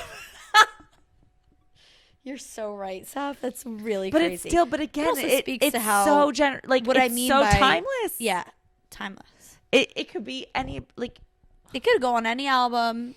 It could deserves fit. Any album. You wouldn't be like, oh, this is juvenile. Right? Yeah, 100%. You wouldn't. Never. Holy hell, that is really so funny. Wait, I had a thought, but I forgot it. And then I forgot it. So 2? I guess. Yeah, guess what 2 is. Oh, I know what I was gonna say, but I've said it before. That me and my friend Jenny in high school, we read a book and then we had to do a book report. So instead we made a video and we like reenacted the book, and I played the boy and Jenny played the girl, and like they fell in love, but then at the end, like either Jenny the girl died or me the boy died, I forget. But anyway, we ended up editing it together and we put it all to different Taylor Swift songs. And the song when they were in the hospital, I think, yeah, it was Jenny dying, and I was like the husband that was like distraught or whatever, and Ben, who is now her husband, played the doctor that came in to like tell me that he died or she died, and I broke down crying, and then Last Kiss played. Wow. And so like for a while I used to associate without thinking Last Kiss with a death. And I was like, well, and then I would be like, oh no, that was just like mine and Jenny's video that we made. Right. Anyway, after that, we showed it to my English class junior year. And my English teacher said to me, she pulled me aside, I had her for 3 years, Miss Rose, and she was like, wow, Steph, like, I didn't know like how funny you could be. Like, you're really funny. And I was like, are you? And that was like when I was like, I should be like class clown. And then another girl came up to me, really sweet. I was like friends with her, and she was like, friendly with her. We were like good friends when we were younger, and she was like, you should like join theater. And I was like, what? She's like, I didn't know like you could act. And I was like, look at you. Are you serious? And then I was like, I've always wanted to act. Oh my god. And then she gave me the like the play that they're reading the book. She's like, come to tryouts. Like, we always want cheerleaders because we need like dancers. Yeah, I'm a really bad dancer, but I was like, oh my god, like thinking I'm literally gonna audition and get the lead. And then I was so excited. I got my friends to join in. Like, I'm like, everybody, like Jamie. I think it was just me and Jamie. When I say friends, it was like one other friend that was like, yeah, like that sounds fun. And she got the playbook too. And I never opened it up. Oh. That's where the story ends. Oh my god. And I think about that a lot. I'm like, why shouldn't? And I never, like, Brooke never followed up with me like, hey, like, are you gonna try out? I thought it was gonna be like, we never tried out. I tried out. I got like extra number 4. Jamie tried out. She got like supporting actress lead, and I never wanted to act again. No, I never even read the script. It was like a blue book. I don't even know what the play was called. Yeah. What an ass. But listen, I will never forget that moment. I felt like I had won a Grammy Award. Because your English teacher told you she didn't know you could act, and then she No, gave that you she a play. didn't. No, the English teacher said, I didn't know you were funny. And then one of my classmates, it wasn't in even theater, who got figure. the lead of the play, It was said just you should try out. But like, they were like, oh, like I didn't know you could act. I'm like, what? I'm so good. Yeah, like, should I be an actress? And then I really kind of always have wanted that. So I thought be an you guys- actress? yeah. I used know to what? ask my mom, and she was going to take me to auditions once when they had like open auditions for Nickelodeon. And I wanted my other friend Steph to come with me, the other Steph.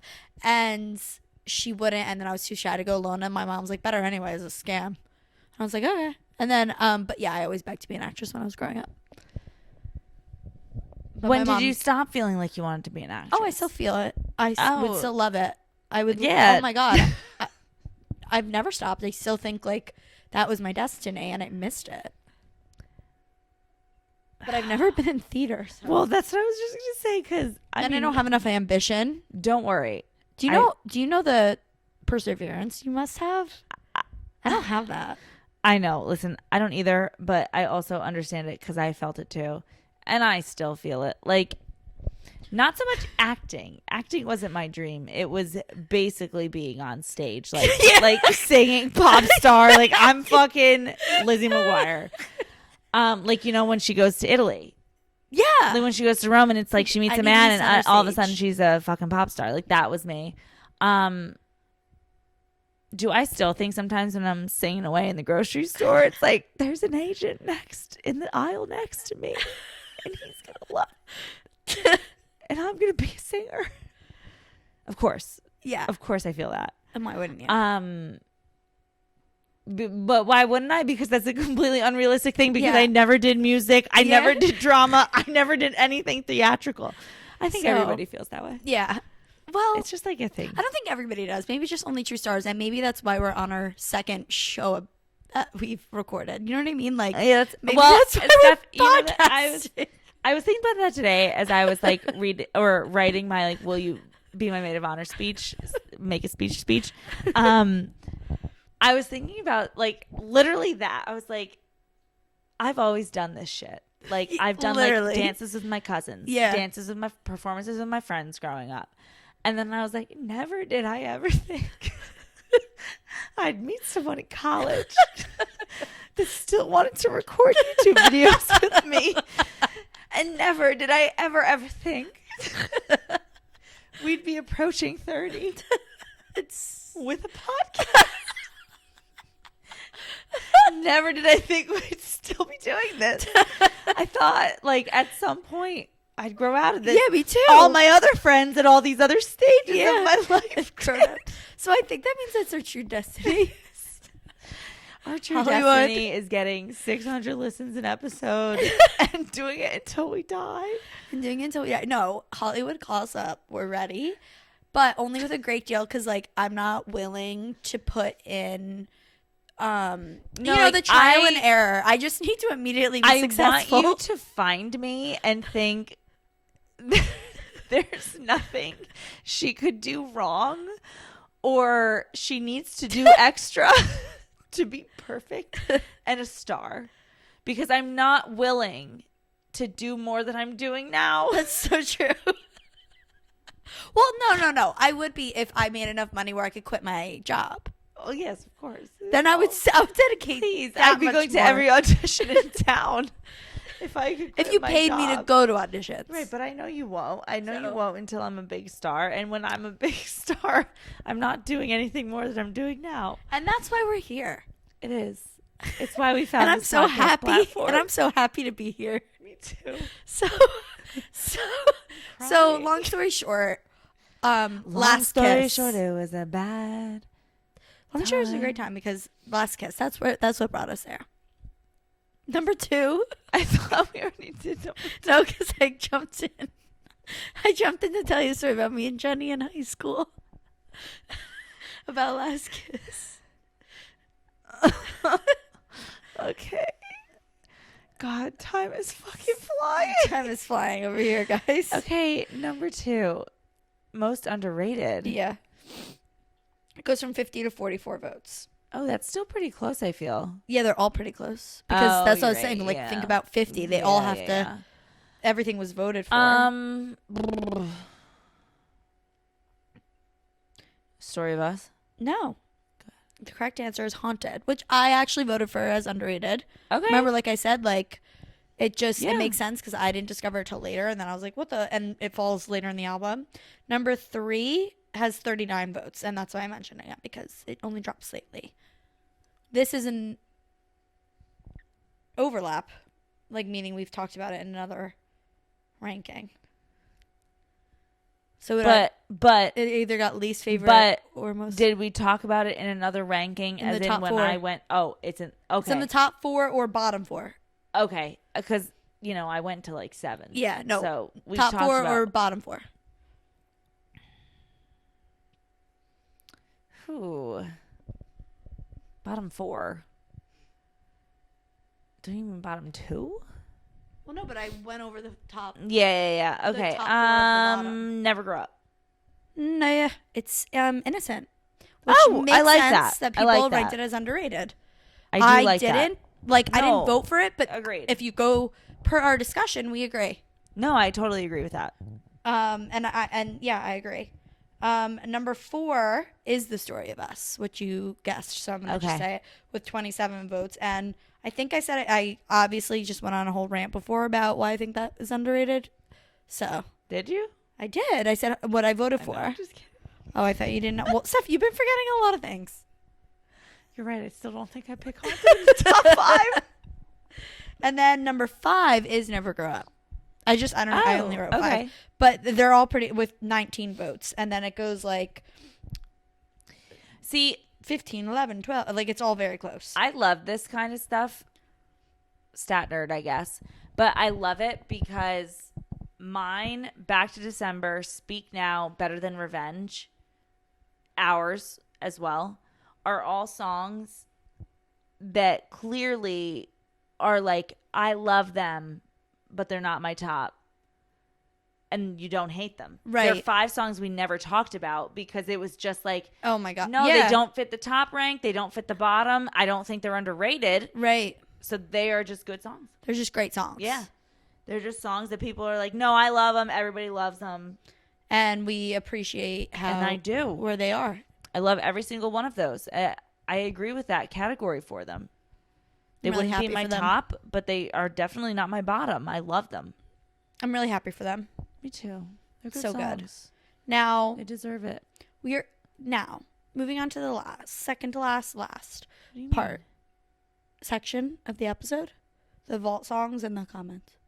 Oh, comment. I thought there was another question, and I was like, I thought there was only 3. No, yeah, I just forgot about the comments until now. The vault songs we kind of already talked about, so we can just like go through this did quickly. that first. Yeah. Yeah. So, what do you think the most anticipated one is? It's gotta be Castles It Crumbling. is. Yes, with 99 votes. Yep, you're right. And same. What about number 2? I'm gonna guess Electric Touch. You're wrong. Oh, is it When Emma Falls in Love? Yeah. Okay. 60 votes. So from 99 to 60, so it's clear. And then from 60 to 51, third place is Electric Touch. correct. Okay, this makes total sense to me because to me, I love both features. I love Fall Out Boy. I loved Paramore. Like, I feel like Castles Crumbling is the more intriguing thing, and I know she had a good friendship with Hayley Williams, so like that one sounds most exciting. And then I understand if like you're not in the punk rock of that game, that you wouldn't be as excited about Fall Out Boy as you are intrigued about When Emma Falls in Love. Oh, 100%. And I would also say this makes sense as the top 3. Totally. And they're clear top 3 because they all mention a person, like a famous person, like Emma Stone. What? And it's creating speculation and Who's all Emma? that. Yeah. Where the other 3, and those are, it's clearly top 3, bottom 3, because it goes from, it's 99, 60, 51, 35, 26, 7 is the spread. Wow. Okay. And so, I don't know. I think it makes sense because Absolutely. I basically, like, without having the set list in front of me before looking at the survey over and over again, would be able to tell you Castles Crumbling, Electric Touch, and When Emma Falls in Love. I wouldn't have even remembered the other 3 names. I didn't remember. I honestly didn't Yeah. remember any of the names except for I knew there was Fall Out Boy, Haley Williams, and a Right. song about Possibly Emma Stone. Emmy. Emma. Emmy. This is what also makes me though equally excited because I feel like this is similar to when we were ranking Fearless Vault tracks beforehand, Yeah. and you were like, "I'm gonna freaking love, don't you?" Yeah. And then that was the one that we were like, "Okay." Like, Yeah. it didn't live up to the hype, Yeah. right? Where in the sense that like I'm excited. Or even Red when we were like nobody voted for the very first night, and then it was just Yeah. like, damn, the very first night was such a bomb. Right. So like I feel like I'm excited for the 3 that obviously have nothing because Right. I feel like those are the ones that could be like, whoa, this song blow was us out of the water. fire. Yeah. Versus like, oh, maybe Electric Touch is only Right. exciting because it's Fall Out Boy. So I'm excited to see the other 3 just Yeah. because I feel like Well, yeah. I'll just go over it because it's not like because we don't know anything. But like 4 was Timeless with 35. 5 was Foolish with 26 votes, and 6 was I Can See with 7 votes. And yeah, I mean it makes sense. Why, if you have Castles Crumbling, When Emma Falls in Love, if you have those, an Electric Touch, those 3 choices, and you can pick up to 2. Why would you not pick 2 of those 3? exactly. So I understand why it's not people are like, I Can See sucks. It's just like, no, I'm excited for it, but like Right. I'm more excited for these other ones. Right. There's clear-cut reasons to be excited for the other 3. Yeah. Yeah. So I feel it, and not surprising. I'm excited to see if, like you said, like our opinions are wrong or have changed, or like, you know, because That's my favorite we part. never know. You never know. God. Would you like me to I'm- go over any of the interesting comments? No, I'd love you to. I'm just really excited to hear this in her mature voice. Oh my God, yeah. Because I also feel like even if people think some of these songs are more like quote unquote juvenile, like I feel like even just hearing her in her more mature voice will just be like, no, Yep. they take on a whole new meaning basically. And I can't wait. More than Same. like the fearless sense of like, oh, I'm excited to hear her more mature voice, but I hope it doesn't like detract from anything. Like I honestly don't look at a single song on here that I think if I heard it in a more mature voice, I right. wouldn't like it. You're absolutely because right. I feel like every single one could be mature. could like, be mature. Yeah, yeah. which again, It timeless. makes sense at any age. Like this, it's Yeah. timeless. Timeless. This album should be called Timeless. Yeah. Well, This Yeah. album is timeless. Is there any more wine left? Steph. Yeah. Wait, really? We have a whole nother bottle. Oh my God, Steph, I was gonna ask like 20 minutes ago, Oh but my I God, thought like it you- wasn't. Oh my God. Oh my God. I literally already uncorked it because I knew we'd Well, I need it. thought you like emptied it before. That was the first one. Oh my God. Jeez. What time are we at? 157.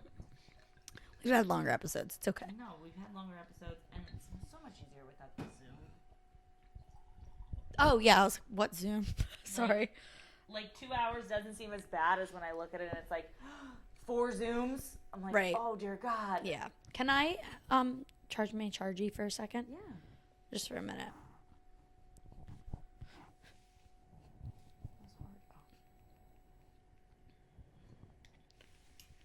We don't video. Yeah. Anyway, sorry guys. I just had to get more We're wine, back. you know? Ooh. I like the way that tastes. We switched to a Cabernet Wow. after a light Pinot Noir. I'm gonna shift my perspective. Yeah, let's do. Oh, Because I have to. I mean, I have to. you and all With you, of it's your like new perspective now. Ooh, new song. Noah Khan. Oh, I was gonna ask you what songs I should listen to my way here, but send me a playlist for Will my do. ride home. Okay. So I think we were about to get into some of the comments. Or Yeah. do we have another? I don't think we Normally we disperse these throughout, but I didn't have time to like categorize them No. because I just didn't. So I'm gonna just go through. I've seen some of them and not all of them. This is the best album. All the vault songs will be amazing. So I think we might have mentioned this, but in past episodes, but I'm surprised we didn't mention it. The shaky breath in Last Kiss better be there, and that is Honestly, so true. I agree. Totally, because again, I think part of the reason Last Kiss resonates with so many people. One, it's because it's the emotion. Generic but detailed lyrics of the events. And then, yes, the second is clearly she is hurting when she sings it and still feeling the pain. And I agree. I need to hear the breath. It's literally raw emotion. Like, that when somebody says, I need raw emotion, listen to Last Kiss. Yeah. And it's the reason we're scared is because, like, well, she's not feeling that raw emotion. No, but actually, right. Depending on when she recorded it. She recorded it before her and Joe broke up. Which is why I'm like, oh my God, when she plays This Is Out of Vault song, I'm going to throw up everywhere. Similar. Because you know she's when I Don't Want to Live Forever. Well, yeah. Also Daylight, she just did the other day. I didn't watch it yet. I'm too sad. I haven't watched it yet either. I just heard the like shaky voice of the Let It Go part. Oh. Yeah. No, I was thinking of, well, I don't know. Has she played All You Had to Do Was Stay yet? Yes. Yes, she did. Because remember, we were talking about songs we'd be excited about, and I said, like, this was before the Eras Tour episode, right. And I said All You Had to Do Was Stay because I'd love to hear it acoustic, and then we got really sad because we realized, like, how sad it would after be. the breakup, her singing that would feel, like, devastating. So, yeah, Last Kiss is going to hurt real bad. Yeah. Oh, my God. Real bad. But I hope that the raw emotion is still there. I felt like it was torn out of Forever and Always, the attitude. So I hope it's not here, but we'll see. I'm so excited for the lyric videos for Long Live, Enchanted, Never Grow Up, because I think she might do something special for them. I totally agree. And I'm like, did I write that comment myself? Great idea. And I totally agree. I'm like, that's not the comment I wrote because this is my actual, these are my comments. All three of those were. I wrote that myself. I was like, wait, but they're the same comment. Oh yeah, I wrote 3 things. Sorry, I read my own comments. Shut the front door. That was mine. Sorry. I was like, wow, I really agree with this person. I just want to say, we don't have producer plants on this show. What's a producer plant? You know, like in The Bachelor, where they think some contestants are producers, like put them in there to like cause drama and shit. Yeah. Like like I didn't do, like I genuinely didn't know that wasn't a bit. like we didn't place those comments to make sure we talked about them. She just genuinely forgot that she left them herself. No, and especially because the way that if you've ever done a Google Forms, it's like kind of an order, but not always. And I know I was the first one because I always do it myself first.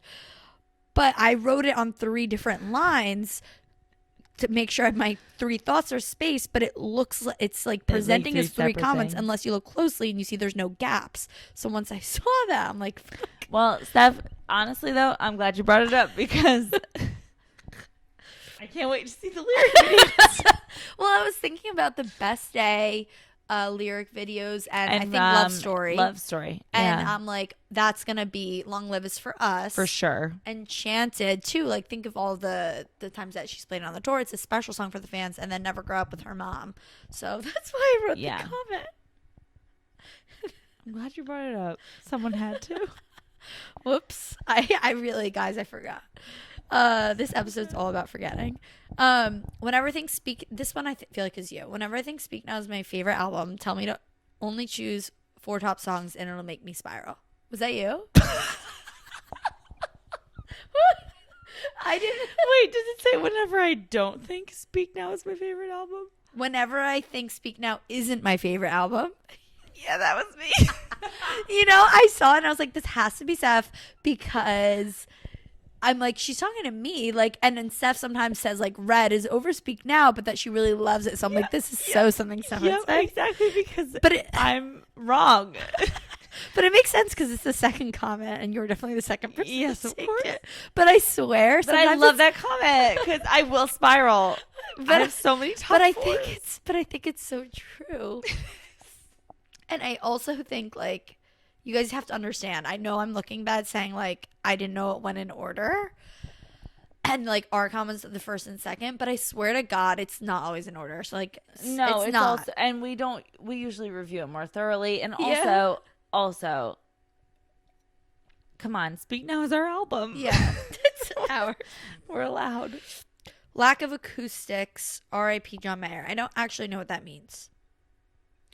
Does it mean like, because in the deluxe version of Speak Now, they did have like haunted acoustic. Oh. Like, is that what it means? Like, oh, maybe she meant two separate comments, but she didn't do it like me and hit enter.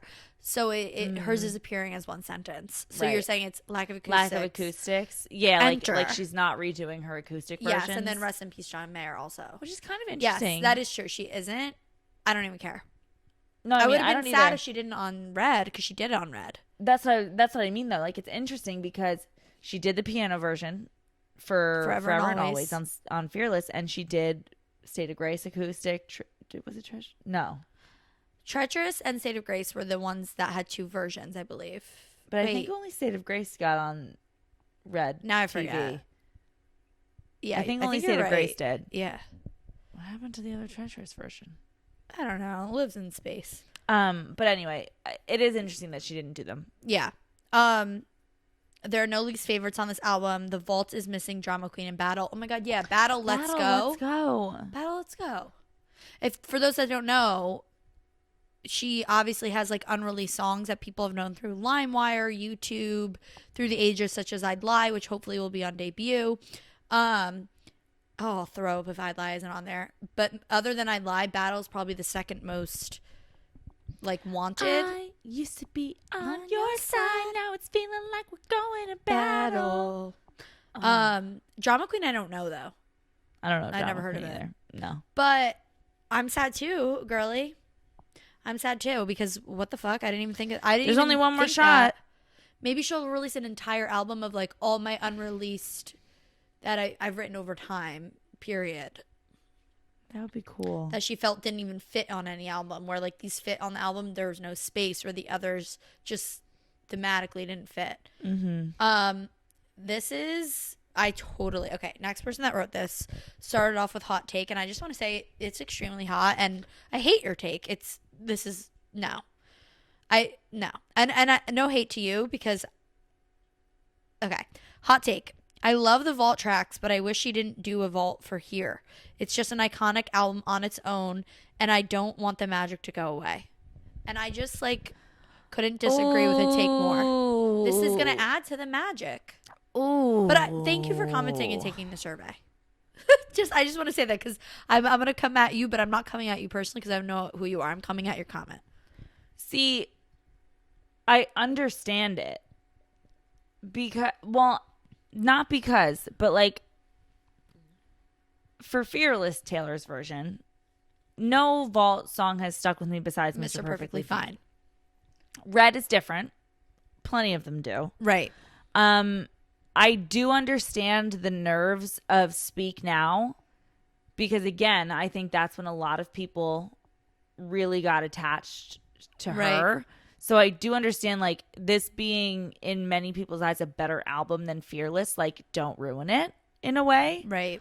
That being said, I think the glory of Speak Now already got slightly tarnished by the deluxe version. Yeah. Especially now that if this was a movie, it's gone. It's you just only out have of Hours it. and Superman. Like, yeah.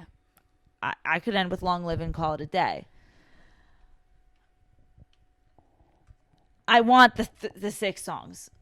I need these 6 songs. Especially after hearing the titles. Like, maybe after I hear them, would I rather it have been like you just said, like an album of all her songs that she never released but she wanted to, and maybe like if I don't love these 6 as much, I wish they were on that. So Speak Now stays as it is. Totally. So I do get the point. Yes. But I will always take more songs. That's what I was gonna say. But yeah. the other alternative, we don't know that she would ever gonna do that and put other songs out. Exactly. The alternative of never hearing them ever. No, exactly. Which is why, like, obviously, I want them every day. I want every single Vault song we've ever gotten, even if they're not as like strong for me in terms of like, wow, I love this. Thank God it's here. Yeah, I will always take hearing the song. Yeah. Versus like never knowing that Castle's Crumbling or When Emma Falls in Without Love was a doubt. a song she wrote. Mm-hmm. Without a doubt. But I do appreciate that because I understand it. No, and thank you for giving us a hot take because that's like interesting to talk about, you know? I think Timeless is either going to be about her career and have Long Live Nothing New vibes, or it could be a romantic song like Enchanted. Also, I think it would be so fun if the music video she was filming in Liverpool was for Better Than Revenge, but it's her stealing back her first 6 albums. It would low-key change the meaning of the song a bit and be such a slay. But the video is probably for a vault track like Emma Falls in Love. I hope we get a bunch of videos because I love the drama and visuals for Speak Now. It's such an iconic era. Yeah, you know what? I have so many thoughts. First thought is I want to go back to my original prediction that like she should release a visual album. And this is like 2 years ago I said this. And like you're right, Speak Now would be great if she had a music video for everyone. And so yes, I would love that. I forgot about the music video in Liverpool. What are your thoughts? I totally forgot about the music video in Liverpool. Was that not Karma? I guess maybe it's a different one. No, it wasn't Karma. I think, well, because there was the speculation that Taylor Lautner was there. Oh, which yeah. nobody confirmed. Right. But at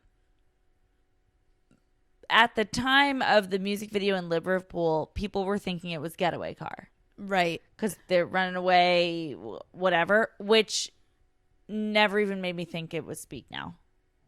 Oh, I did. I thought. Except for if Taylor Lautner was there, then maybe Taylor I'd Lautner, think it was and it got Speak me Now. But I never thinking. saw a picture or anything that he was there. Right. So, No, like, I don't neither. really know if he was. But it definitely is.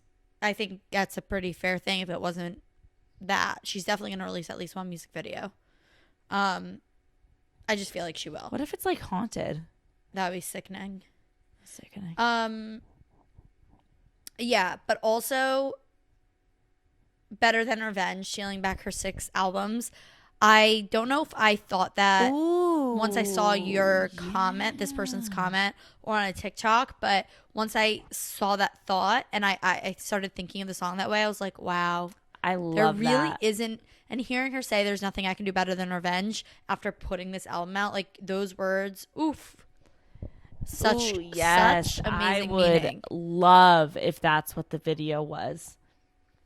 A brilliant idea by you. Because that would commenter. also totally change the misogynistic tones of the 100%. mattress The comment. slut shame, Like, yes. you can still... It could like, be a metaphor. It's not, it doesn't. Exactly. It's a metaphor for the snake stealing her music, not... Yeah, and he sleeps the- with, like, the- she's better known for the things she does on the mattress. Like, and he's, directly a he cheater. sleeps in a palace of bones or whatever. But also will do slimy things too, and shady things, and sleep with metaphorically whoever. So I think you're brilliant, and I love that. You should work with Tree Payne, her publicist. Oh, Is her yes. last name Payne? Because I'm I like think T so, Pain. Is a little actually. too close. She's literally T Pain. It's Tree though, for sure. It is. And you should work with her because you're a genius. And amazing comment, beautiful, wonderful thought. Timeless, her career being long lived, nothing new. Yeah, or romantic, just like we said. Who fucking knows, basically. And that's the 2 things we said too. The next comment. Are you ready to move on from that comment? Sure. Okay. Enchanted is the greatest song of all time. I've said yes. That was the next one? That was the next comment. Agree. I agree. I've said it before in terms of like holding so many different emotions, feelings. It is It's beautiful. top 2. Yeah. Yeah. Maybe not 2. It might be 1. It's just All so Too good. Well obviously is up there for me. But like Enchanted will never, ever, ever leave No. I'm going to say top 5. Mainly because after doing the song sorter again recently, I found out that Maroon is in my top 5. Like literally 3. I need to do that. It was All Too Well, 10 immediately. Minutes, I'm not sleeping Enchanted, and tonight. Maroon, which made me think, ooh, okay, those 3 will probably never leave those stations. I don't know what the other 2 will do, so which is why I'll say that Enchanted is top 5. Because maybe there's another song in the future that'll take a place. But who knows? It's anyway. We agree. Just now learning of Haley Williams' collab, I can't even imagine the convergence of the most beautiful voice to behold, and Haley and one of the greatest lyricists of all time, Taylor. Just my 2 cents. Yes, agree. Amazing. I can't wait. I can't believe you haven't heard of it until now, but We're really I'm happy happy to you're break here. that for you. Yeah. Yeah, break that news. this is really difficult, and when I said least favorite, I truly don't hate or dislike any songs on this album. It's just a solid album. Most of my take have to do with more personal memories and actual objective song quality. Totally. I feel like we said that, and it's like, And again, I we get think you. that is totally the mindset that most people that probably came into her like fandom with this album would feel. It's just a true like, wow, no, this is like, I really like this musician and I really like her music, and this and is, I want to be a fan like, of her. holy shit, yeah, I'm in. Right. I'm down for the ride. And yeah. Okay. Next comment. Okay. I think Last Kiss is super overrated, but also incredibly relatable. Never listen after a breakup, or do. But like, did you mean underrated? Because I didn't get it. I feel like she meant to say, or he meant to say, underrated. But then the next piece feels like what they said was right. They say, I feel like it's super overrated, even though it's very relatable. But also incredibly, not even though, but also incredibly relatable. So even if she said underrated, but also. I think she would have said underrated and incredibly relatable versus overrated, but also incredibly relatable. Yeah. I think she really did mean to say it was overrated. And to that, she or he, say, I must say, F you. Yeah. That was the most underrated song picked. Yeah. The fans say. The fans say. The fans say it. So get with it. Get with it or get out. I don't understand how that's. I don't understand that. No, but thank you for commenting, actually. Please no, keep I doing totally it. agree, because it gets me thinking. This Gets is me probably one of thinking. the people that voted it for least favorite. I guess. If there was. No, I think everybody had, there was nothing that had 0 votes. 10 out of 10 album, agree. Foolish One versus the Lucky One theory. Ooh. Do tell. I don't know what the theory is, though. But I'm thinking, okay, if the Lucky One is about how she's saying, like, you're the lucky one because you stepped out of the spotlight, right? Yes, because you decided to leave the fame. Right. I like this. My only thought would be, if Foolish One showed up on 1989, I could totally see this theory more. Because it would it's be too like soon. And also, like, I feel like the Lucky One during the Red era was when, like, clearly she was rising like crazy still in the Red era, and the Lucky One was like, but what if I left it all, right, and was happy like this person right was. I feel like 1989 would be where you'd see Foolish One, where it was like, right, you were foolish for not doing that. I wish I left it. Yeah, right. It seems where reversed. Like Speak Now, I don't think she was questioning at all, continuing unless to it was, rise. Will I be the foolish one? Maybe that's true. But yeah, you're right. I don't know. But if I looked at it as the Lucky One from a perspective of should I leave it, I don't think she would have been questioning it before the Lucky One. Like, Foolish One would probably be looking back and being like, you should have left. Right. So like 1989 would make more sense for it. Yeah. If it was the, you're right. Juxtaposition so I get that it, but I'm thinking like, it would be. Yeah, but I'm not totally convinced of this theory that we're not actually entirely sure what it means. It could totally also just be about like fame in general, and like, yeah, and she could write about being foolish and trying to chase fame at any point in her life. But with the juxtaposition of Lucky One, it would seem like she was foolish for not jumping out. Right. But I don't know. We'll see. Could be. Okay, this one I'm going to read. I wonder who wrote it. How much Alex loves Better Than Revenge and Mean. Also Ours. Why Ours reminds me of that movie with Jennifer Lawrence where they play games and kill children. Can't remember the name, but fuck President Snow. What?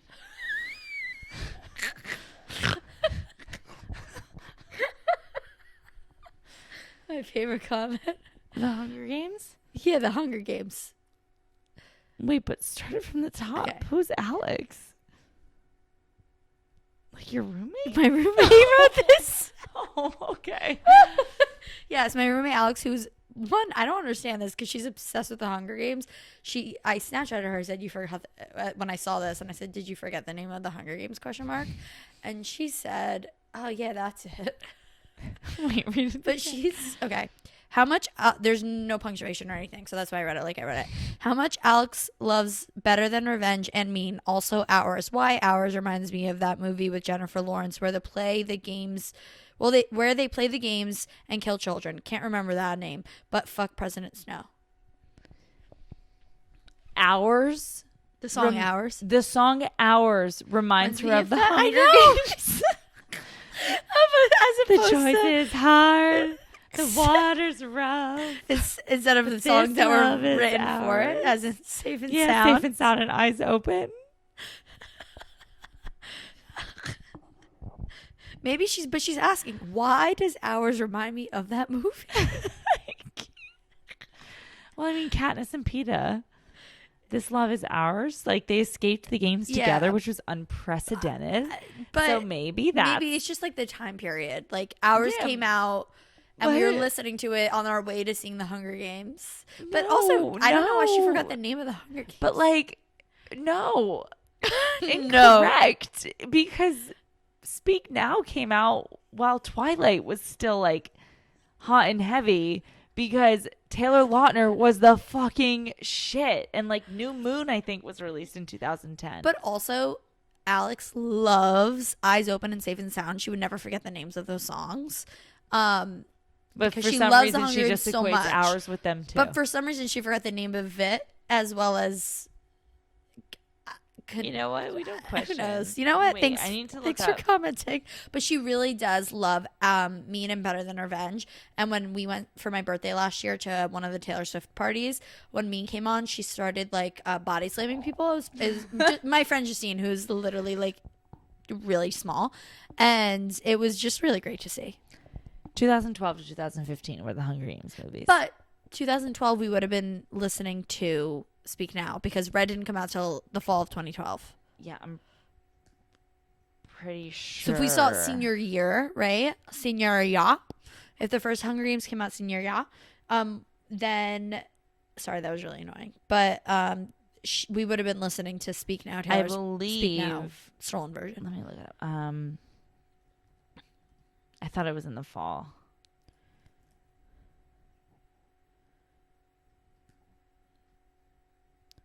Okay, March 2012. So it could have been. I don't see how ours relates, but maybe it's just one of those like random memories you should never listen to on your way to the theater. It definitely has to be. The thing is, I know who commented this because she wrote her name, and then I Snapchatted her, so I'll ask her about it. I'll ask her for clarification. Yeah, no, because I'll tell her to listen and she can clarify. Yeah, no, I would love that because I'm very confused. Yeah. There's a lot of things that are confusing. But I get it to a certain extent. Thank you for your comment. But yeah, love you, Alex. Love you. We don't say that to each other, so that felt weird. Oh, well, I've said it, so I'm good. So excited. No skip album, but I never understood the hype for Haunted. All right. Bitch. Get over yourself. Literally, like, I've no time for that. Thank you for commenting.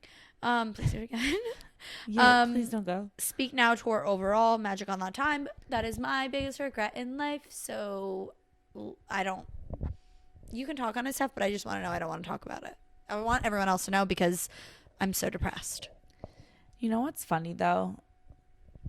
Well, and granted, maybe it's because there's more new fans lately.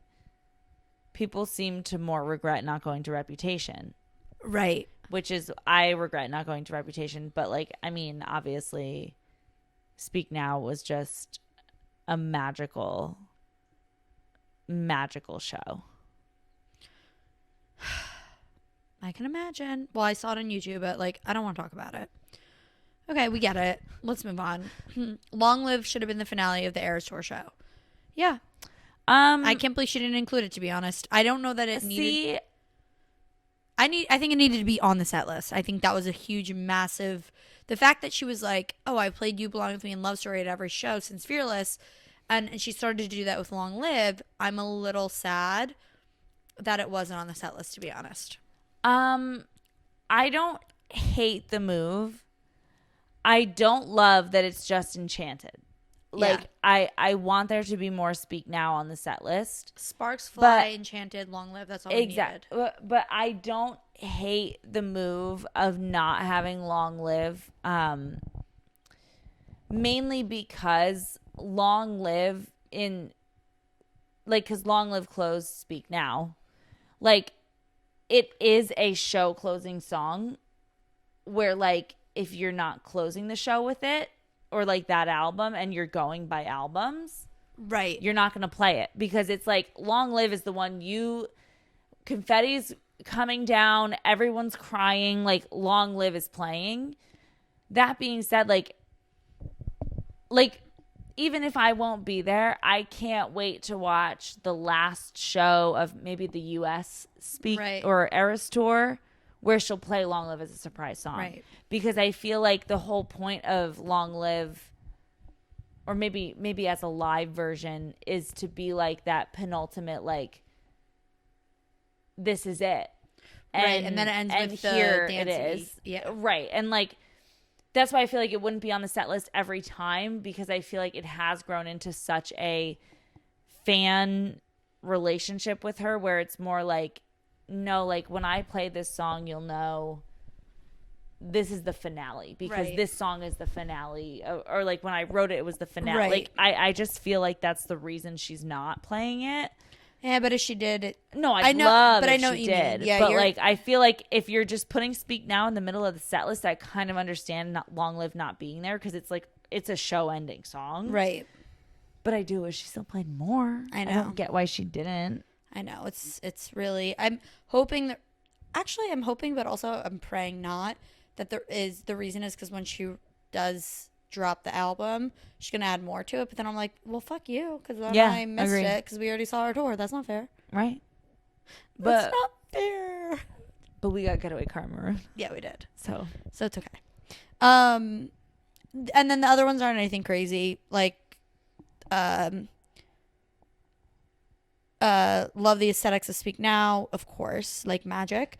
Why didn't she include in If This Was a Movie? I'm going to take this as like a question, because she wanted to own the entire album, or claim that she wrote the entire album, and she couldn't do that with If This Was a Movie. If you're just saying why, as in like, why, God, why? It doesn't really bother me, so. It doesn't bother me in the slightest, to be honest. Sorry.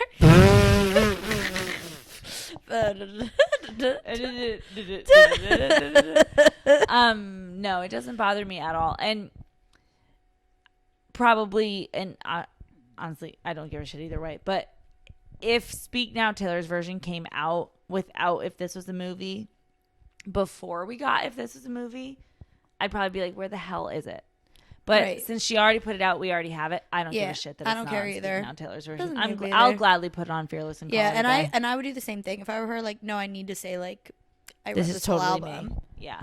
And no, I agree with her. I would do the same thing. So I get it. I'm a little salty. I wasn't allowed to select all the alt tracks because I'm excited. Getcha. I think this re-record will bring back the criticism that she only writes about her exes. Twitch will have to push folklore and evermore to these uneducated swine. I love when people say that, uneducated swine. I just think it's funny. But you know what? I think that's already been re-pushed by Red Taylor's version, and every conversation I've had with people who don't love Taylor Swift and they're trying to be objective, like, no, but like, really, it's still, she writes about all of her exes, so that's never stopped. Yeah. I like in my real life, I don't know, maybe not social media, and like, no, when I look at Facebook comments, which is like older people usually, same thing. Oh, all her ex-boyfriends. Ha ha ha. Yep. So I just think, it's not that there. I disagree with you. Yes, I think it's going to generate some of that, but I don't think we're at a place where it's gone away. So I'm not like, I don't know. I don't think this is going to be the main takeaway from Speak Now. No, I agree. And also, I mean, I guess maybe it's a juxtaposition of like in Fearless, we only had Jonas that really entered the realm of Fearless as a named figure. Right. But I was going to say, nobody thought that for Fearless Taylor's version.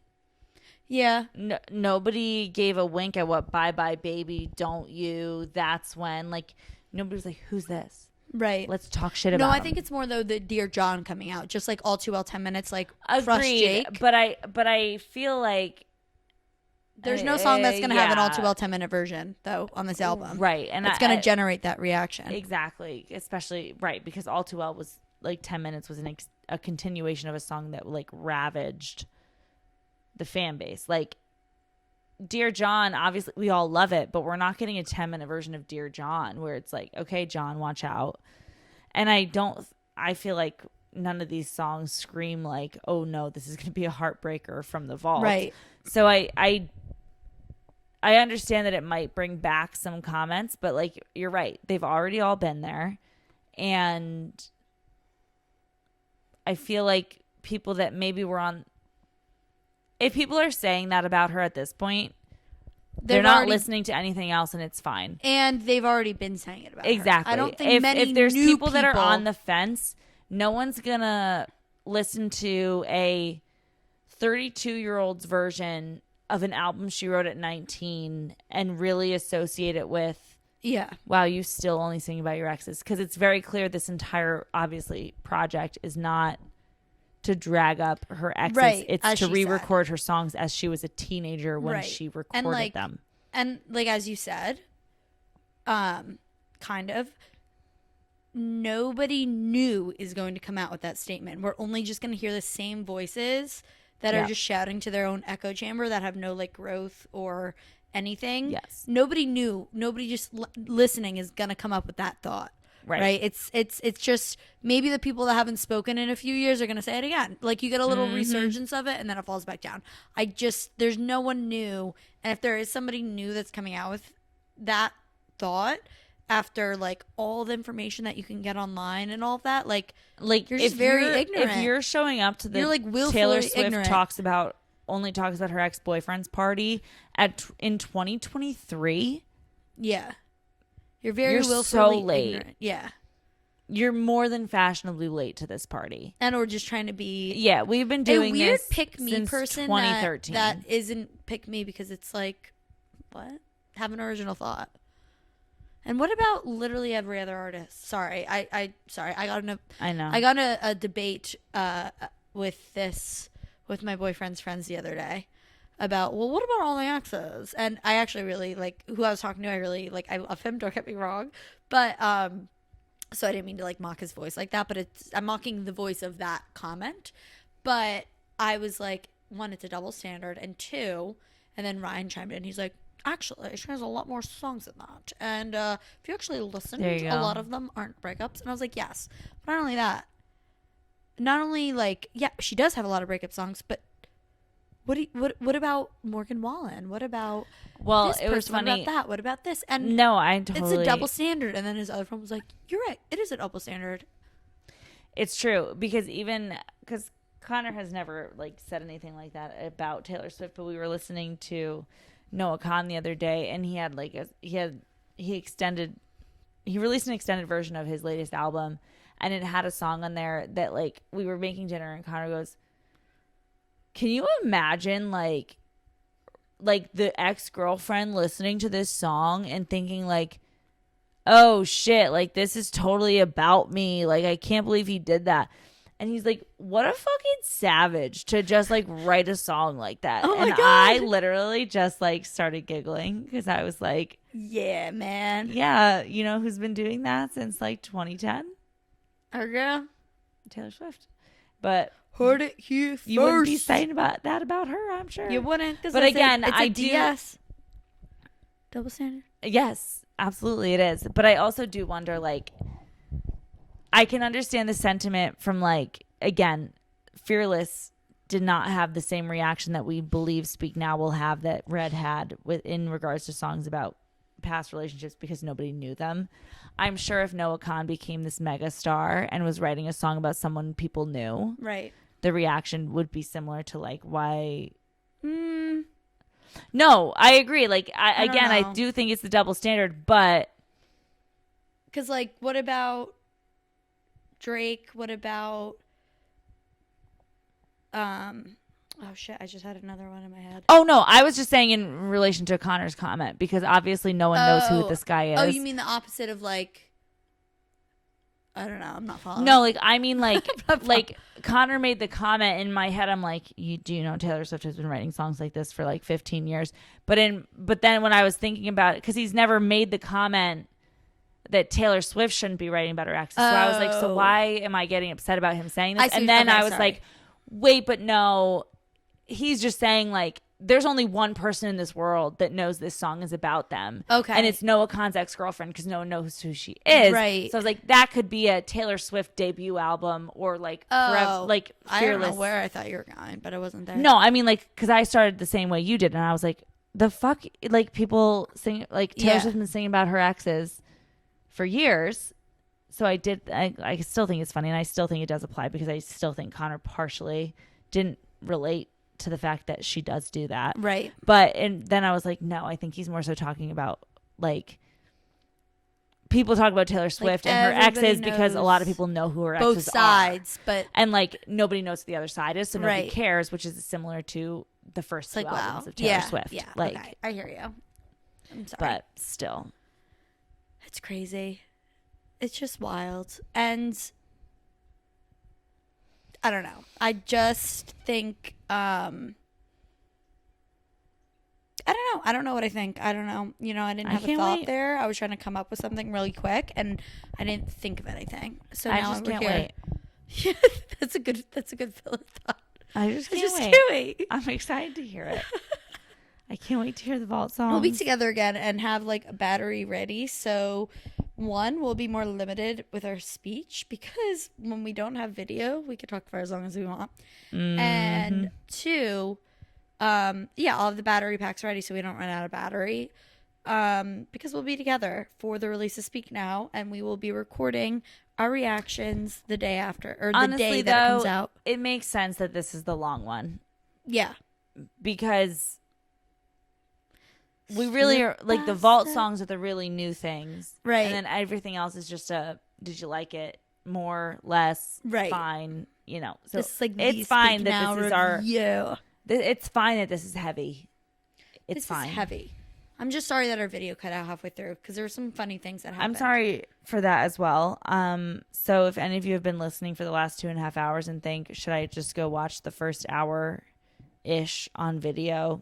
Go for it. It's on YouTube. Some funny things happened on too. YouTube. What's our YouTube? Probably drop everything now. Yeah, probably. I'll Podcast? tell you. It's Steph and Steph is our name, but our like thing is like wait.